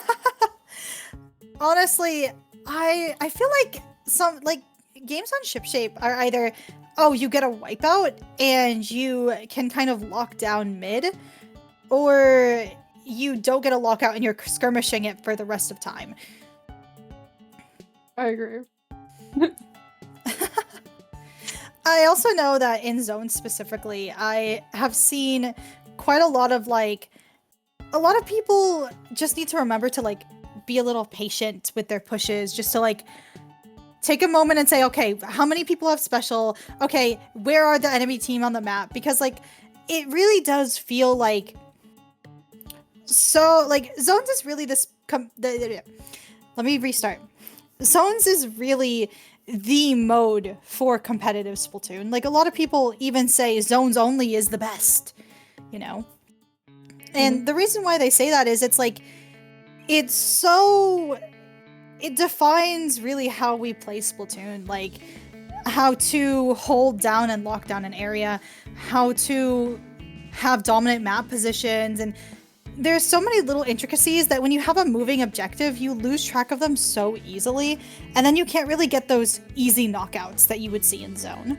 Like a team can be the best at zones, but they can be horrible at Rainmaker. I agree very much. Map control is a very big part, and I agree with you and like how Split Zones is really like an extension of that in a way. It's just like it's so Splatoon. Anyway, into the game. Oh, T-Tech. Oh, Namper. Oh, I love this. Oh my god. Explosion! Explosion blob blob. What the? I love Oh Explosion my Blob. I hold love on. Explosion Blob. Oh. Hold on. We got the Explosion blob blobber. Object. I love Shooter. What the? Oh my goodness. Already they are going for those key positions. You can see on Pandora, they're already taking that top right, throwing over some busies to get people out. Strikes come out, gets an easy kill on that shot. They are Oh, two down right now. Yeah, but it's still 2v3. Ooh, Explo goes down. That is unfortunate. Out of that really good spot that they want to be in. Now, Kiwi Ice Cream is like completely locked out of mid, but not before throwing in an Ink Strike. It does stall out that zone and two do go down, but that doesn't mean they're out of it yet. They still have a lot of space to get specials out. Oh, and that stamp comes out in their base. Ooh! Oh. Getting the blob. Flowers has done a great job, like great timing on that hammer, really. Like you can see they were trying to run into that zone immediately and they're like, nope, let's deny you that. Oh, and the strikes come out. Ooh, they go Oh, down. it is a 3v3 right now though, so this is the most, it's pretty damn even. Oh, and as I say that, it's now 2v2. We have that that hammer jumping back into the game right now. Just, you know, trying to get some control in that zone. Really, they are going to have to go for those kills. What? 3 down on the side of Pandora. Nice. And It's really, it's just going to be... You go ahead. No, it's okay. Sorry. Anyway, it's just going to be that, that Namper, which is such a I love it. to stay alive and keep their team in it. As you can see, they're not completely out of it yet. Darius actually doing a great job to hold down this top area. Getting pincered, though, by this Slosher. And here comes the hammer, just trying to get them out of zone. But, oh, T-Tech goes down in mid. Trades with the other T-Tech, though. Explosion's trying to get to the high ground. They do take control. Which is awesome. It looks like now Pandora has actually switched tactics and is now building up a bit of special, especially the Stamper is like, okay, let me get this crab.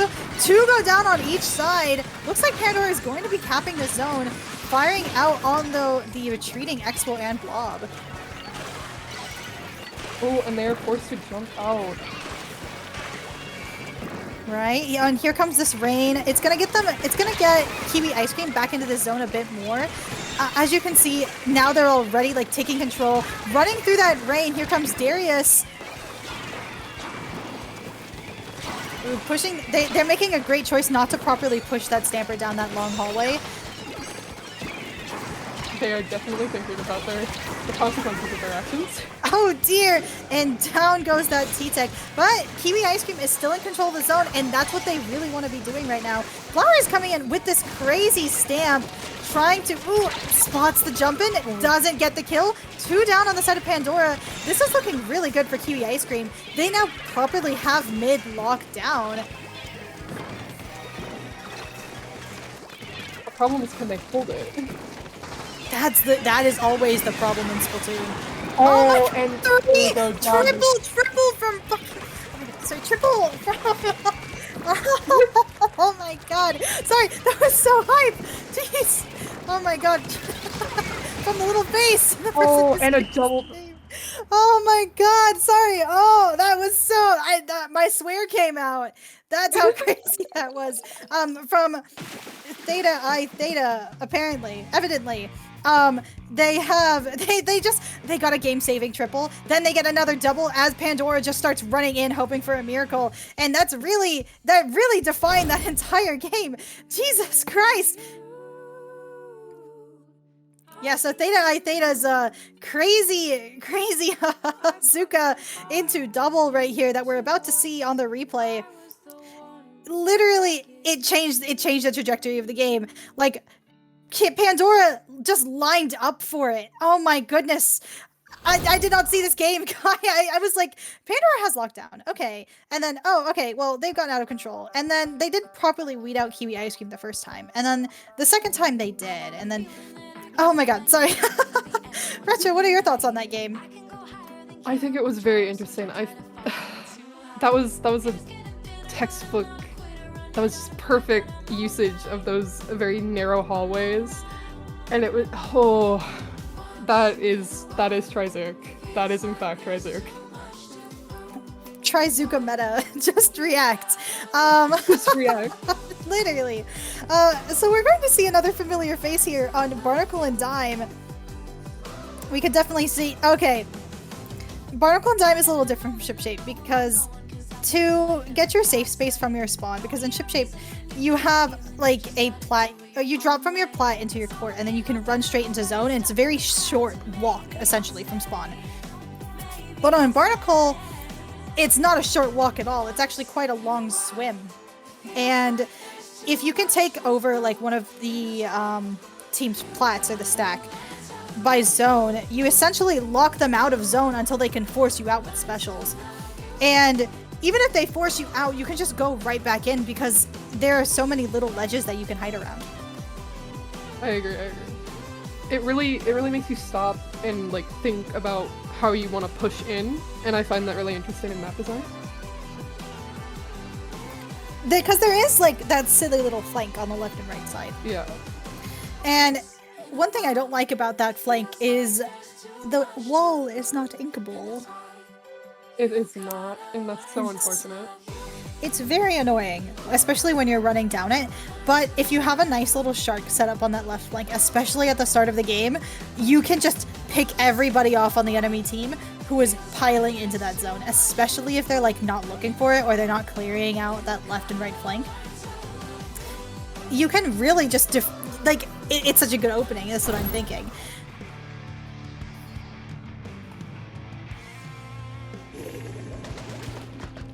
Never again. Oh my god, never. Oh, and they do bring out the scope. They bring out the scope. And they're keeping the blob is pretty good. They're probably keeping the blob with that shredder just for that crab, honestly. It caused them quite a few problems last game. So in comes that, looks like Theta I Theta is actually on the right side, trying to get that opening. Sadly, Pandora knew what was going on, and it looks like, ooh, early pick on the side of Kiwi Ice Cream. So it looks like they're going to be getting that early zone too. 2 down on the side of Pandora, and they take the stack. Oh, stamp cancel. But they did trade. That was a good trade because the stamp had cooler. Yeah. They have 2 specials online on the side of Kiwi Ice Cream, and here comes the vac stamp and strikes. As you can see, trying to just take back control of that side of the map. And it looks like, ooh, Pandora actually gets 2 off of Crab and Chip, which is awesome. Here comes Azuka actually too. Unfortunately, no picks, but they do take control. They do cap the zone.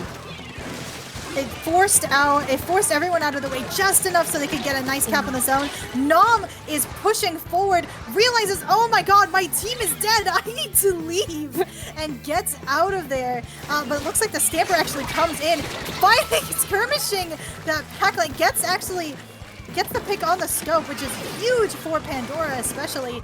In comes the Zuka. They're trying really hard to get this push back in.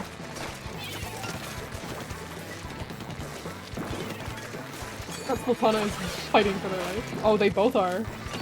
Yeah, and they do have cover. Cooler. So here comes the Crab. They're gonna try to get this zone back. Getting a bit of chip. One down on the side of Kiwi Ice Cream. And they do cap it. They get that zone, which is awesome for them. Nice, 2 down, 3 down. Oh, and looks like Nom is going for that lockout position. All they need to do now is just sit up there and be a nuisance for the rest of the game. And Nam is popping Zuka. 2 are actually in that spot. Ooh! Ouch, the Zuka. Kiwi Ice Cream may be in the lead right now, but this is not looking good for them. It really isn't. Ooh. But they... Oh, they did pop Treasure. And they did get a pick with it. Sadly, the pick did have Cooler, but they're coming in with this vac support. Just trying to get this zone. Ooh, it got covered right back up immediately. Oh, 3 down on the side of Kiwi Ice Cream. It was just unfortunate that that push really just didn't work out for them. There's so much thoughts running through my head about that, especially that last push. It's almost textbook how Pandora stopped it. They saw a weakness in Kiwi Ice Cream's push. They didn't properly clear their stack with the vac, so they were like, okay, well, let's camp their stack, right? You can see here, oh, hey, Pandora's like, okay, let's camp our stack a little bit. Let's get this Crab over here. They're going to run into zone. They can't do anything. We are just going to be firing at the zone, keeping them out. And the last player is the Charger. Like, what are they going to do? They have to jump back. There was nothing they could do. Very, very good kickback.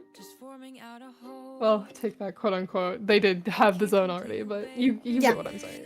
Well, yeah, of course. I think that taking that top left area, even if Pandora couldn't hold it for that long, it still wasted so many resources just having to get them out. Like, I think the people who were on top left actually got a double before being pushed out properly, and that can mean so much, especially because Splatoon is a 4-player game. I agree.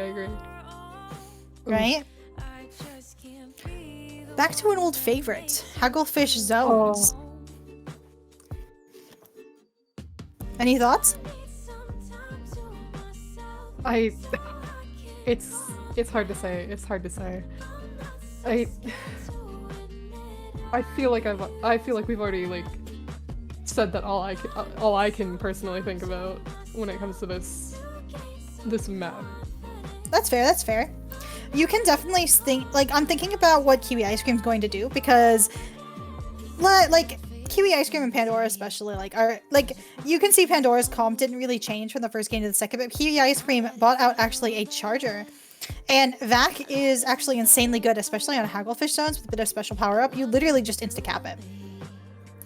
Not only that, strikes on both sides means that you can easily take the zone. Like, you throw strikes behind the zone and it's basically a free cap because they can't see you through the strikes, and you can just paint over everything. I agree with that. Yeah, so it's like there's a lot of thoughts going through my head, right? Because if Kiwi Ice Cream going to bring out a Charger with Vac this game, or they can bring out the Firefin? No, Zekofin. Yes, Charger. Or they can switch it up.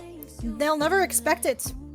Ballpoint Novo. But at that point, why not use a ballpoint, right? Because Hagglefish Market is like one of the maps for Inkjet. Like, I always think this is the Inkjet map.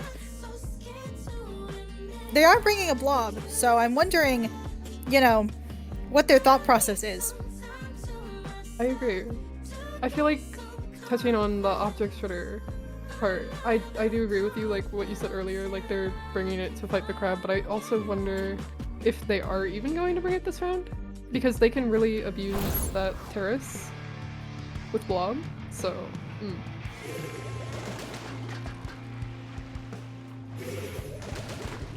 Very exciting. So looks like we actually see the Zeko Fin come out. That means double strikes on the side of Kiwi Ice Cream. And you don't know me, but I'm a big strikes enjoyer. I am as well. Looks like Kiwi Ice Cream does get early control. Gets a double with that charger. They were not looking for that charger. Here comes the crab. Oh, but the crab's on ground level. You know what that means? Blob Blobber fodder. Oh, gets the one shot on the charger. That's just skill right there. I don't know how to tell you. I agree. And that Namper is fighting for their life to get zone. Oh wait, they already have. I'm so sorry. I'm like, oh. It's okay. They did end up having to push out that final player, that Blob Blobber, out of that zone. Now they're actually trying to stop them from getting to the zone. Just barely getting that kill with the Zuka. 2 down on the side of Pandora. Here comes Kiwi Ice Cream with the comeback. Oh, on the flank too. Let's go. Nice. It's 2. Theta is really popping off right now. And it looks like they're trying to deal with the Stamper behind them. Gets a double, nasty double. Coming around with the hammer from somewhere. Ooh, almost gets that charger.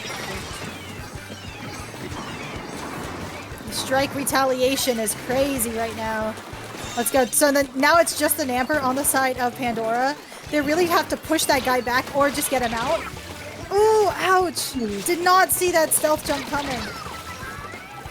Oh, and 2 down on the side of Pandora. And the strikes come out. They do not manage to take control of Zuka though. That being said, Pandora is still technically locked in their plat. 2 go down on their side. Then it's not looking good for them as the timer basically reaches 30 seconds. Definitely, they're definitely gonna have to make some moves. Ooh, Almost 2 go getting down that on the counter. side of Kiwi Ice Cream though. Ooh. Yeah, with both the T-Tech and the Hero Shot down, that is definitely very, very bad for Kiwi Ice Cream as they get pushed back into their base pretty far. One thing I like about Haggle's base especially is it's very high risk, low reward to occupy it. Speaking of occupying it, they actually left. Out comes the Ink Storm. Out comes the rest of Kiwi Ice Cream following behind it with specials as well. Just have to keep an eye on the enemy team specials as well. Oh, and 2 go down on the side of Pandora. Oh. Oh, but that trade was especially worth it because you did end up pushing Pandora back onto their plat. Back into that, okay, we need to build specials kind of waiting stance. And with cooler too. Oh my god! How did Horror live? What? Yeah, it's a That is crazy wicked. pick on Darius.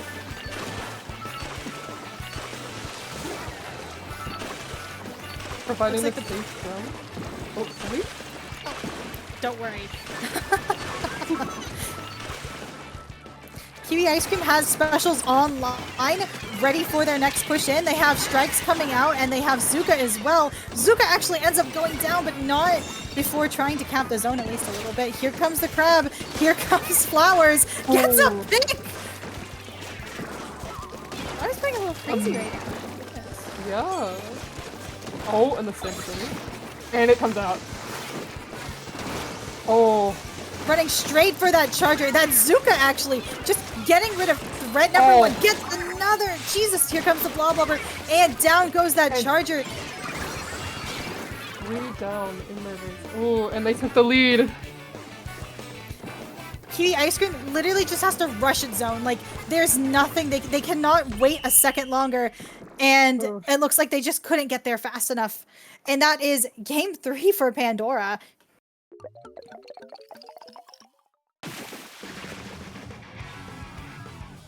Sorry if I'm really quiet. I'm just like thinking about all the things that happened in that game. Like that was a really good game. Right? That's what I'm saying. And they get the bomb. That's amazing. We love that. Right?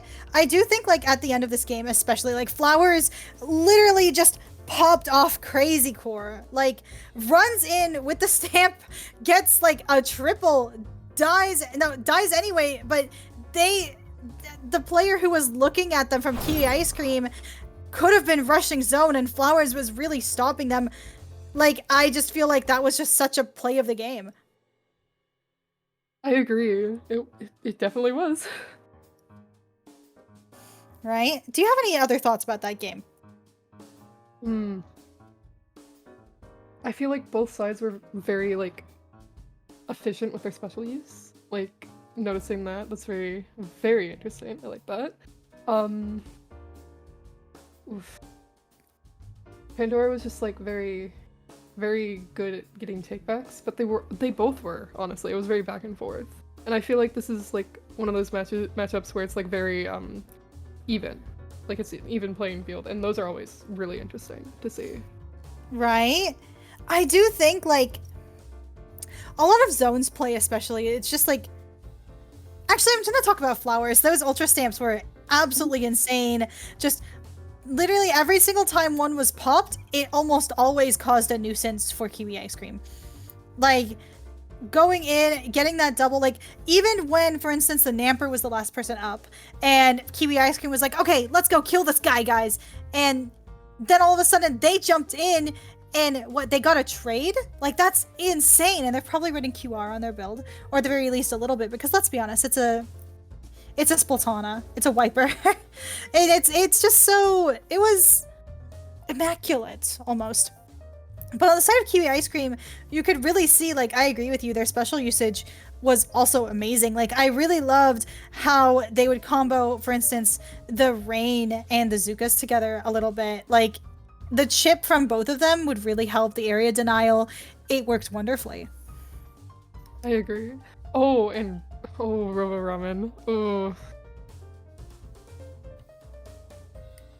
So, I actually haven't played on Robo Robin Spot Zones. Can you tell me a bit about it? I haven't really gone into depth with it yet. It's like I've had a couple matches on it. Like I just never seem to be online when it's in rotation. But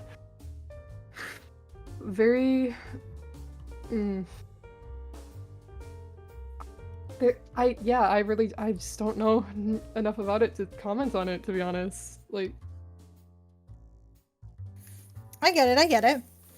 I think for me, like, when I first saw Robo Ramen, I was like, oh my god, there's an upper stage and a lower stage. Like, that's amazing. But I have to wonder, how good is the lower stage, especially in, like, zones where you could just watch the flank? It's not like you're going to be like I don't know. I haven't really played with it. Like, you can get some really good flanks, I think, on like things like Splatlings, especially who are far back. And I think in that regard, Kiwi Ice Cream will really have to be watching their back. yes, I agree. Some of the flanks are pretty good.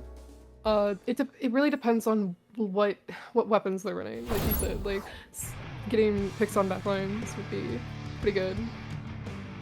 And getting the jump on zone.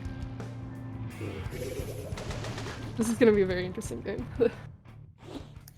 And as I was talking about backlines, looks like their backline actually swapped off onto NZAP. We love this app. Going for those silly little coolers for their silly little teammates to pop off. We can also see they brought out a carbon. They think, okay, we have enough paint. We can support a carbon here. And as you can see, Theta I Theta is really just trying to make sure everything is looking at them and punishing what isn't. Take a look at what happened to Viridin over here. Ooh.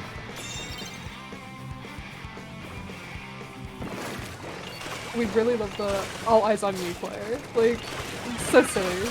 It's so silly. You always have to be looking for that carbon because if you're not, you're dead. Speaking Yeah. of which, here's this Carbon. Oh. Gets a kill. 3 down on the side of Pandora. This is Kiwi Ice Cream's zone to own, baby.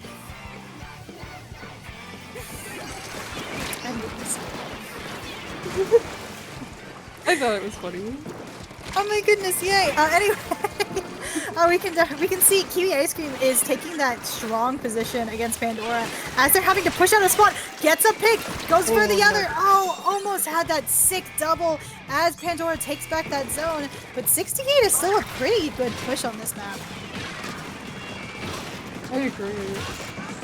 They're gonna have to fight really hard to get out of their base in this one. Haru had an amazing crab there, getting a kill and then getting chipped on another player. The rest of their team collapses on that player, kills them. Here comes Azuka from Nom, gets us. Oh my god, that was a beautiful double into a triple. That was, oh, that was so beautiful. I have no word. Oh. And the tragic dies to a bomb. 2 specials online on the side of Kiwi Ice Cream here, though. They have to start going now. Oh, and Lars he waiting on that stamp, trying to get anyone who's pushing back in his zone. Almost gets a crazy triple. 10 seconds left on the clock. And Kiwi Ice Cream really has to go for it. And they get that zone painted, get 2 kills. Ooh, they found Flowers.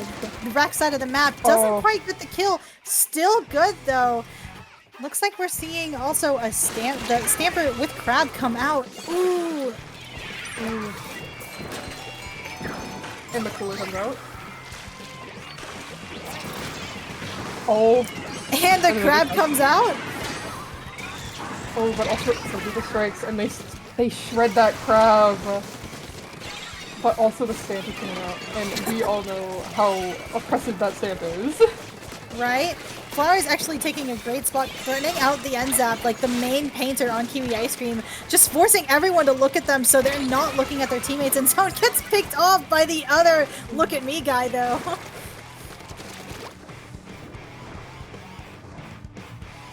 We can really see how this Carbon is like already threatening the stamp. Gets picked off, sadly, but that was still a little bit of extra time, as you can see.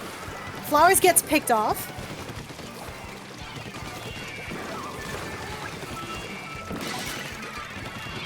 And they do lose control of the zone. Oh, and they go 2 down. Stamper does manage to jump out with that crab, though, so we're going to be seeing that in a few as soon as Pandora probably gets another special online. Here comes that Zuka. Here comes that Zuka trade. I is just looking for a nice pick over here, while Haru demonstrates another beautiful crab as they try to get more people on that zone. Sadly, they're the only one of their teammates left and gets easily picked off by I. Oh, and the Carbon versus... Oh, that was an amazing... A beautiful pick. Like, that's exactly what you want to be doing as a Carbon. You just want to be running around causing havoc. Like, here, Pandora can't do anything because the lead is so low and game goes to them. Or, no, yeah, Pandora can't do anything as game goes to Kiwi Ice Cream. They... Ooh. Kiwi Ice Cream was very, very good at enabling their Carbon. With, like, a lot of maps, like, map control. And the Carbon was able to abuse the hell out of that, and that is beautiful Carbon gameplay. Just very beautiful synergy. I think the swap over to Carbon definitely helped them. Like, I feel like it gave them more of a dominant space to work with. And, you know, that's really how what we love to see.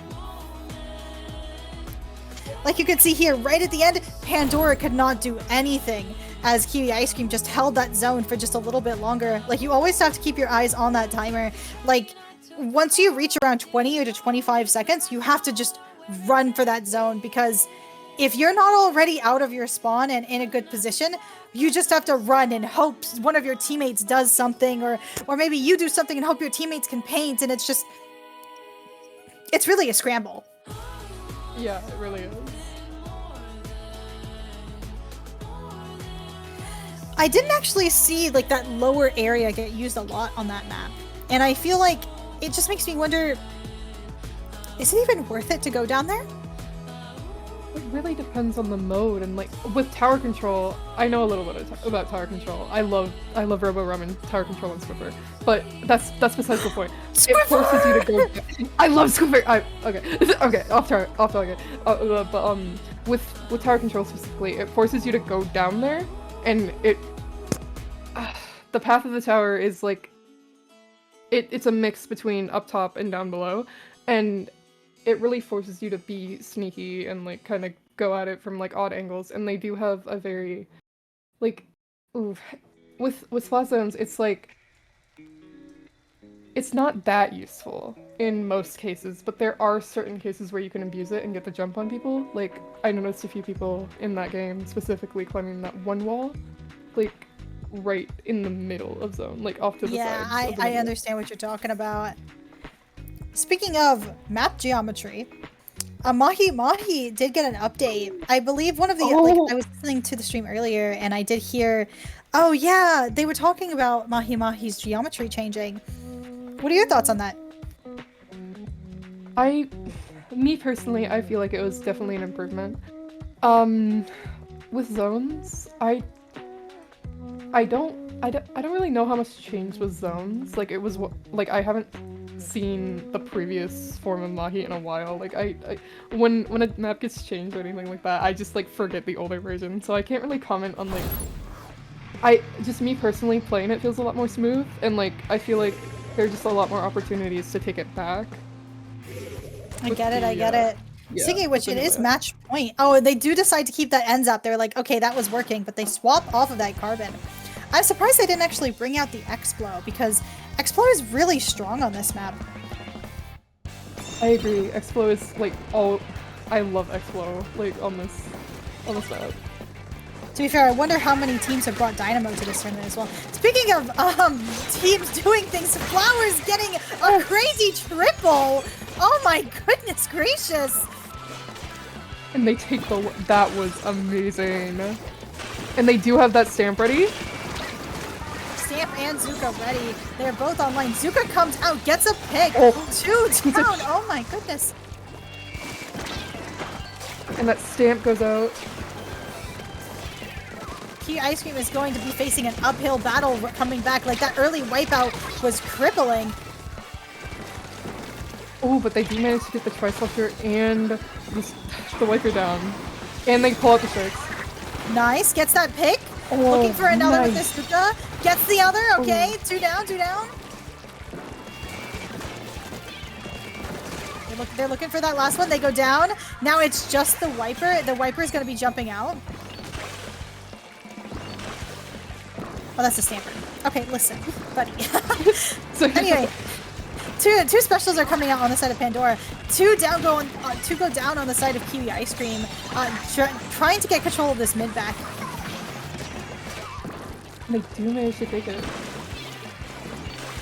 Which is excellent. However, now Kiwi Ice Cream is no longer in as bad of a position as they were at the start of this game. Meaning, there's still a lot that they can come back for. Like, it's not like they're spawn locked anymore. And speaking of getting in that position at the start of the game, Flowers takes back that spot with a hammer, but ends up getting picked off. Kiwi Ice Cream's like, I learned my lesson, buddy. They were camping that ledge earlier. I don't know if you noticed that, but they were definitely waiting.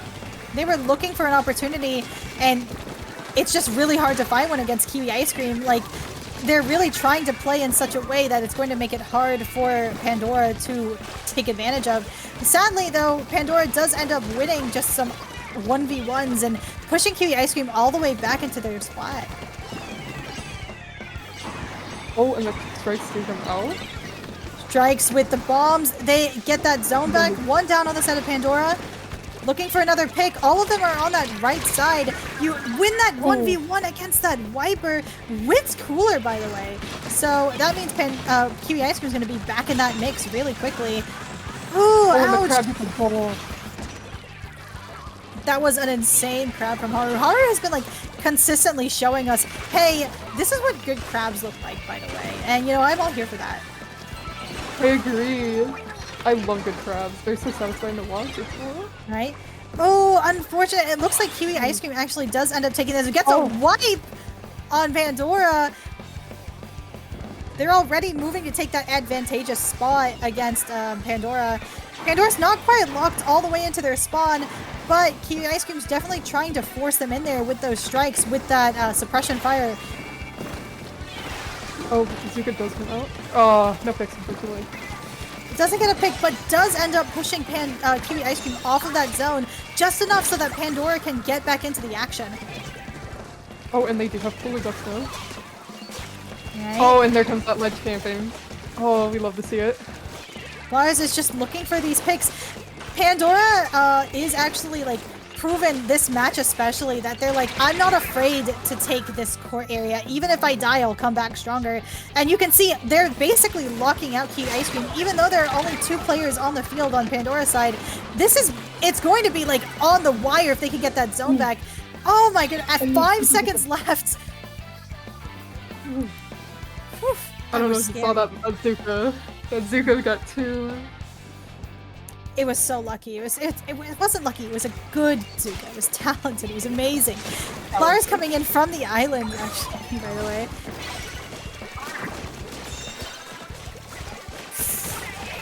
Oh, ouch. Looks like Theta I Theta is actually got popped out of that zone as Pandora takes back their very dominant position of, hey, I own top mid, or I own mid, you can't have it. And the crowd comes out.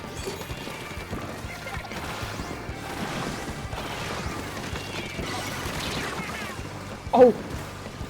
And they— oh! 3 down on Pandora's side and 2 down on Kiwi. Oh. 2v3, wipeout, here comes that wipeout, but is Kiwi Ice Cream going to take the position that Pandora's been taking all game? Are they going to try and force them out of their play? And evidently they're not going up there. Flowers is going for the flank. They see that they're no longer looking at this Namper on the left side. Flowers coming in with that stamp. They're attacking from all angles. It's going to be difficult to even keep that zone. And there it is. GG's. Pandora takes the game 3. Game 5. Match points. They definitely were not as aggressive in their face as Pandora was, and that did have consequences. But that was an extremely nice stamp. I love— oh, stamp. I think overall, like the course of this match, we definitely got to see some like wonderful, like beautiful textbook gameplay of, hey, this is how you want to be playing Splatoon.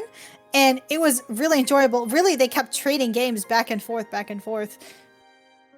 You can see Flower is actually coming in with this stamp just to say, hey, you can't fire at my team.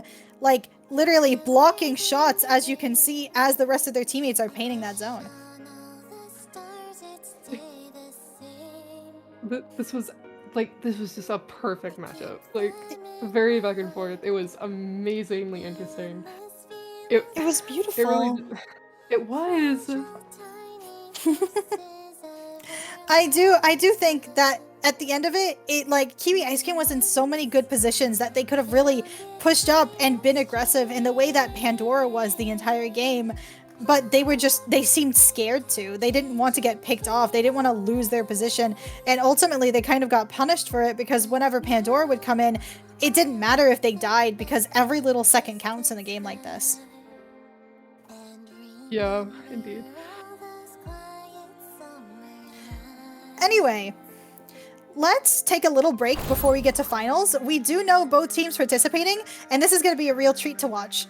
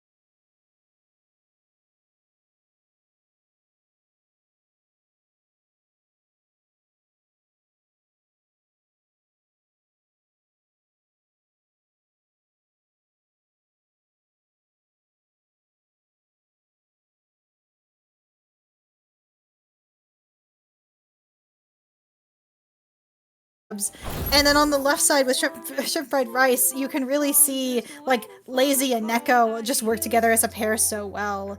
And Mall Santa, literally like the thing that backs them up and makes sure that they can keep their pushes secure. It's beautiful. I'm really excited to see. Speaking of which, what's the first map? Oh, it is Robo Ramen again, zones, because that is all that this tournament is. It's just zones. It's true. I mean, Nintendo app, everybody, you know?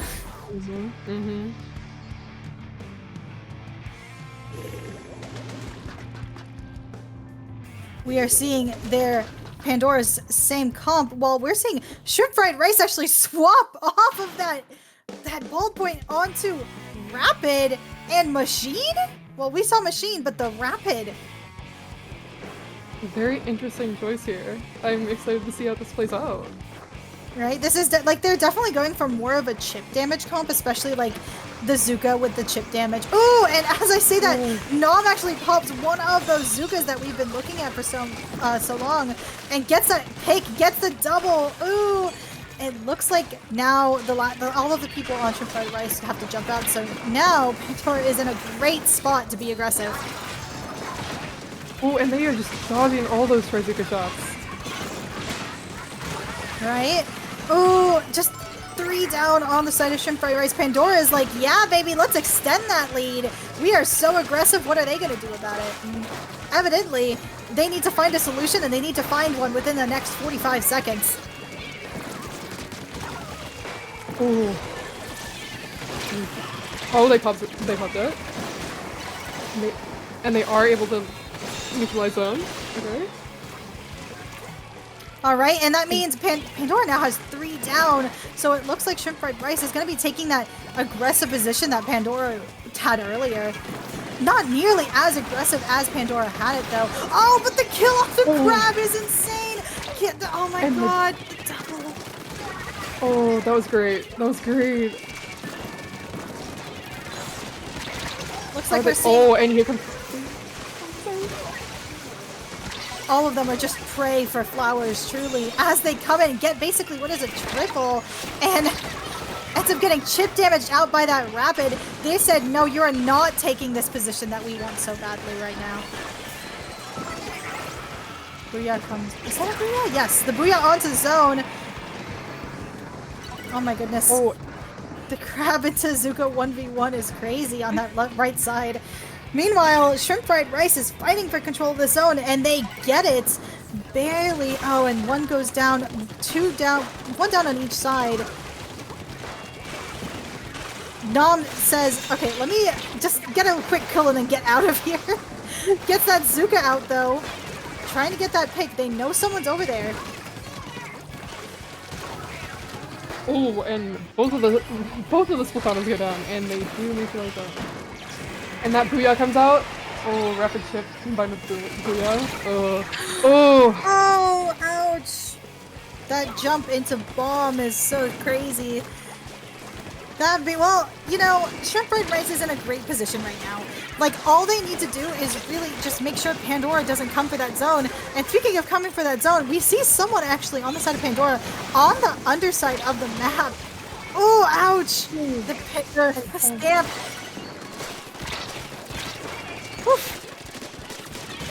Flowers barely getting that kill on Neko.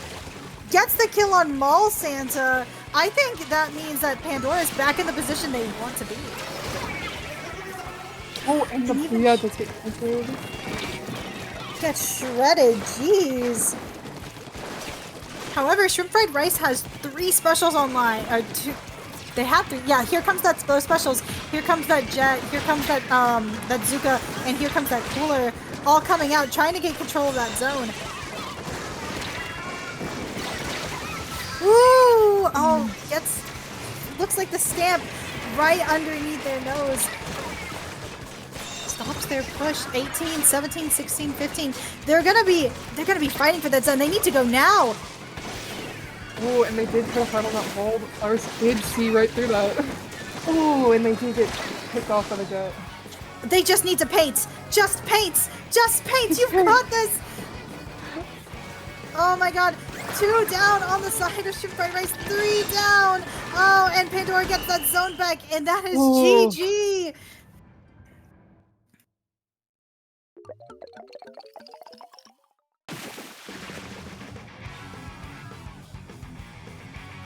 Oh my goodness, that was such an intense game. All they had to do was paint, and Pandora just is like, no, you're going to look at me. No, you're going to fight with me. No, you are not going to do anything else. Like, they tried everything. They even had a cooler in that zone. Just gets picked off by everyone skirmishing the people who are painting that zone. Like, there was nothing they could do as they get back that control. Even with that Zuka, there was nothing they could do.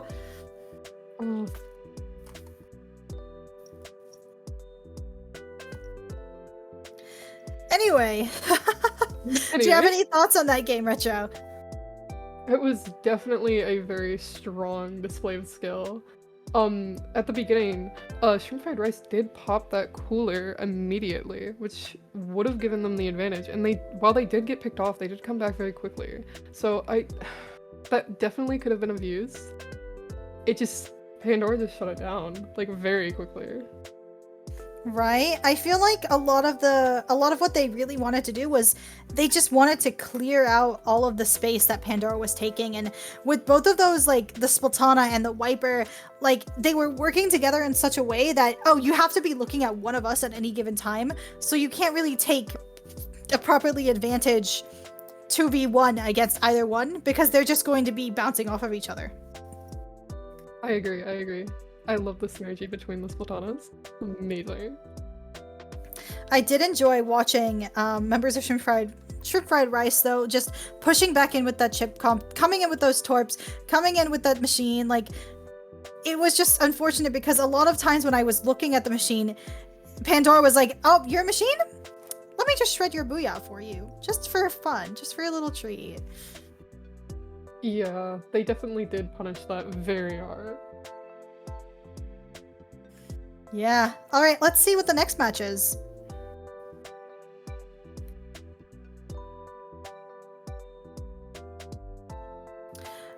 Oh! Hagglefish Market! Oh, we're back. You know, I'm looking at the map list, and it's very varied.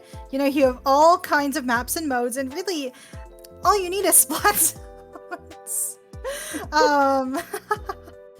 Well, we've said a lot about Hagglefish, and I want to think about how Shrimp Fried Rice is going to approach it, because if they're going to stick with a chip comp, I don't know how well that's going to work for them. I agree. It's very oh. I'm getting the scent of a pencil coming in on the side of Shrimp Fried Rice. Meanwhile, Pandora is like, if it's not broke, don't fix it. You can see, one thing about pencil is it's surprisingly good at painting, right? I agree.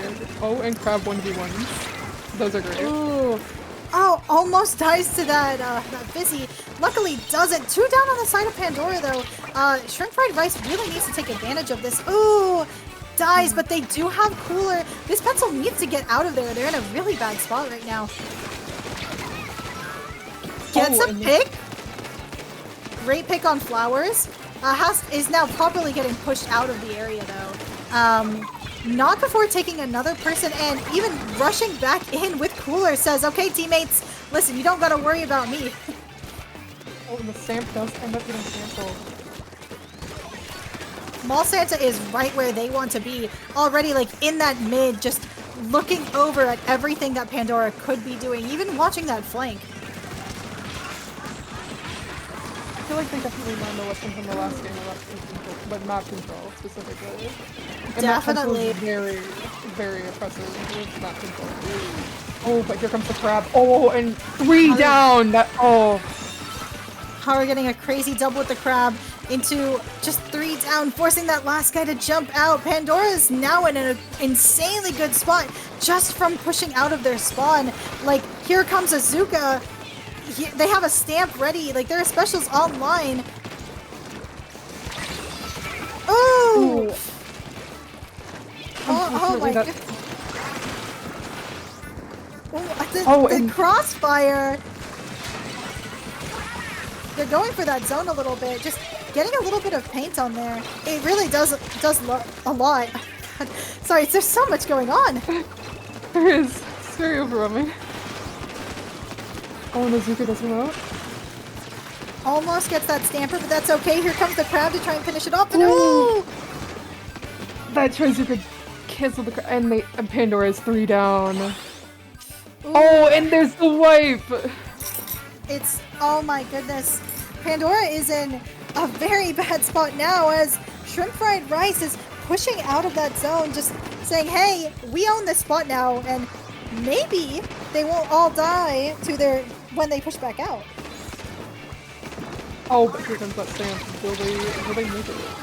Oh, they did get 1 oh, and 2 are down? It's a 2v2 right now. 2 down. Woo, 2v1 now.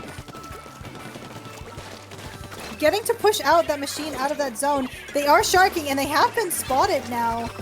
Hoping their opponents, yeah, they actually do end up having to jump out. Look at how Pandora is just pushed up their front line right at the edge of where it is like ideal for them. Just keeping Shrimp Fried Rice out with their oppressive special uses. Oh, but can't stay oppressive for too long as Lazy gets a crazy Zuka. Pandora is hoping to get this zone back and make that lead a little bit smaller, if not overtake it. As you can see, they're now neck and neck, just fighting over this mid area. Zuka does not quite trade it out, and it looks like Shrimp Fry. It looks like Pandora is actually in a great spot, pushing back like this last pencil. Doesn't even get the ends up getting the kill, but dies for it. Pandora's definitely recognizing what has worked for them in previous rounds and utilizing it to their fullest. And that's really good. Ooh. And they do go 2 down though. Right as I say that. Right? Commentator's curse. However, that's not going to stop them from making a pushback on that zone. Pandora may actually be counting down the clock, but that's not going to stop Shrimp Fried Rice. Or that's actually going to encourage Shrimp Fried Rice to just get themselves into zone, get that kill. Oh! Point King Zuka does not work out well.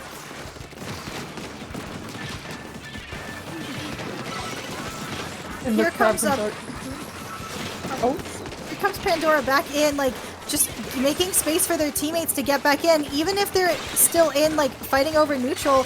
Oh, and as I say that, 2 go down on the side of Shrimp Fried Rice. Pandora is just going to try and hold this zone, make sure no one can get near it. And they are watching flanks. They are making sure those flanks are very inked. Oh, and the double with the Zuka! With the cooler. Oh, they're coming back very quickly. That did not punish them at all. Well, it was punishing enough, considering that was basically the game-winning move right there. Like, if that Zuka hadn't gotten those picks, they would have run into zone and capped it because they were both shooters. What an insane game from Pandora, just taking it over from Shrimp Fried Rice.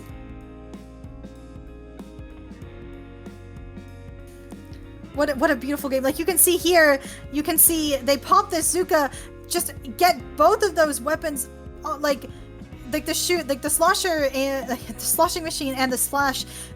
They can't get to zone. It's just that one guy. There's nothing he can do. It was tragic, almost poetic even. Pandora does take that game, but Shrimp Fried Rice showing that, hey, we have a lot to show, like, a lot to give here, like, especially with that pencil play. Like, really, they were like, we know what we want to do here, and I think that pencil really worked out well for them. I agree. That pencil was very, very good at keeping map control. And that it's very hard to combat in certain situations. It's very hard to get used to, because, like, it's just, there hasn't really been something like that, like before, and, like, it's just gonna take some adjustment, and a lot of teams are not very used to it. Right? Despite it not being that rare, which is interesting. Pencil's space in the meta is very interesting. And speaking of interesting, we are back on Barnacle and Dime. Everybody seems to love and adore this map, considering how much it's been picked over and over and over again here. If you can get into lockout position, it is wraps. And Pandora has shown they are very aggressive. Shrimp Fried Rice is going to be careful and not wipe, because if they wipe, it might be over. We'll just have to wait and see. Oh. Same comps from last game on both sides. You can see Mulsands is already building up that nice cooler that their team so desperately wants. Shrimp Fried Ice is also trying to be a little passive here, just trying to wait until their cooler comes out, which is a great strategy, honestly. Neko here having a good grab, just getting some great chip, honestly, onto that plat. Vidian actually ends up missing them just by a hair, but the cooler comes out. One goes down to the side of Pandora, but does that really matter? Oh, actually it matters a lot. Oh, and Pandora's... Oh, it's Jinx. Right. So it looks like Pandora is now trying to build back those specials, popping out Azuka already, trying to get like those players in that bottom position. Here comes the crab on stamp violence. Oh my goodness. 2 down on the side of Pandora. Shrimp Fried Rice is really just saying, this is my spot, you can't take it. Oh, and another goes down to the Zook. Right, and they have another Zuka ready, just on the ground, waiting for Pandora's pushback, and Pandora needs to go now. It's 20 seconds left. You see the cooler popped in their spawn, you can see the crab, you can see the Zuka, but they have 10 seconds left. This is going to be a buzzer beater if they make it, and it looks like they don't. Game 3 goes to Shrimp Fried Rice. Shrimp Fried Rice is hoping that they can reverse sweep, and Pandora is hoping that doesn't happen.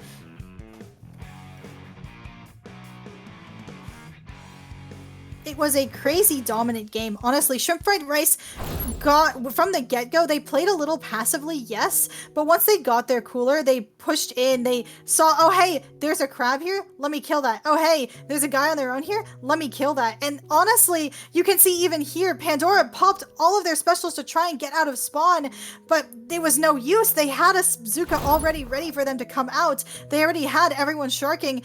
It was 20 seconds left. They had to pray for a miracle. I agree. I feel like the special staggering was very, very useful. Like that Zuka being ready, there was not much they could have done.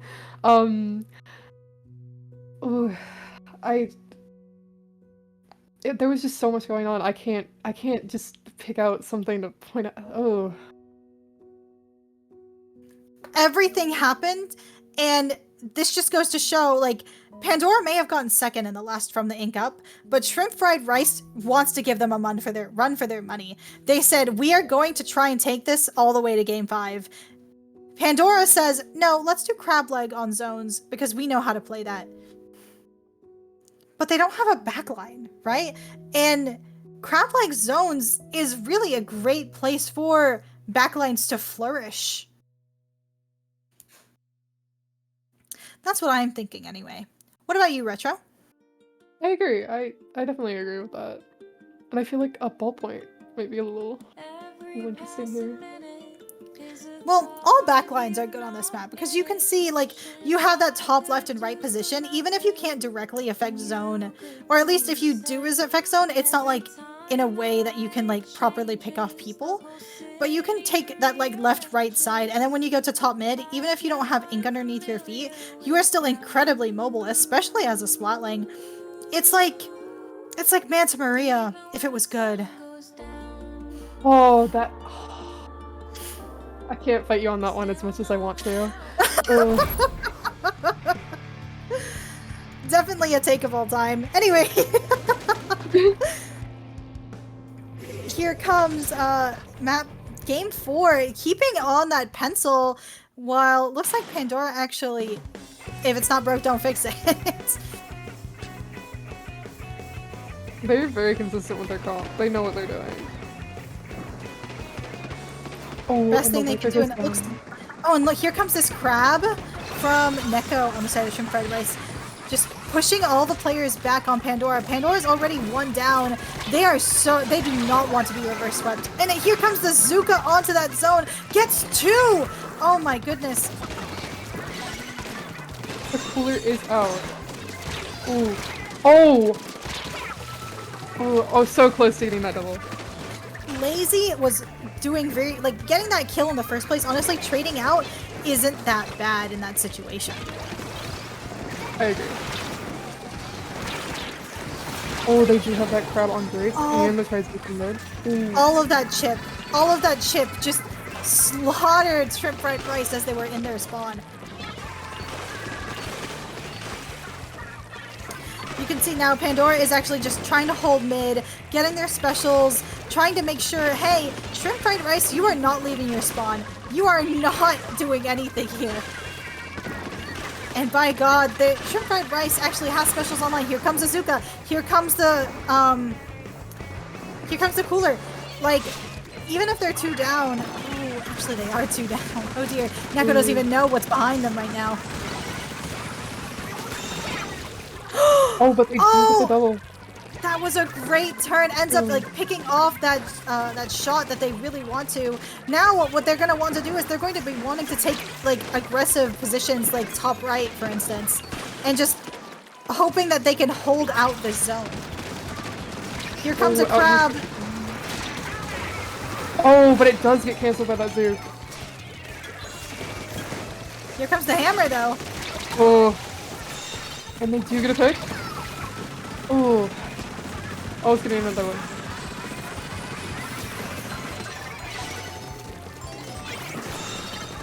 The cooler comes out and they do cap zone. Shrimp Fried Rice is really just... They just really need this right now. 1 goes down on the side of Pandora. 2 go down on the side of Shrimp Fried Rice, though. It's looking like they're going to be able to hold that zone at least for, or like keep it in neutral for a little while longer. Oh, and Tracer could just go down. Oh, they have Pandora is 3 down. Selin with a crazy Zuka double.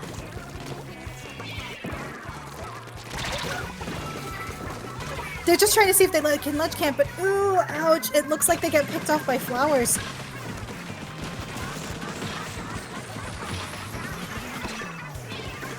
Very oppressive crowd. Right, but here comes... And here comes another one. Yeah, here comes Haru's crab, and well, Haru picks off Neko very easily as Pandora pushes back into mid. Here comes that hammer, and evidently it looks like they've taken back their space.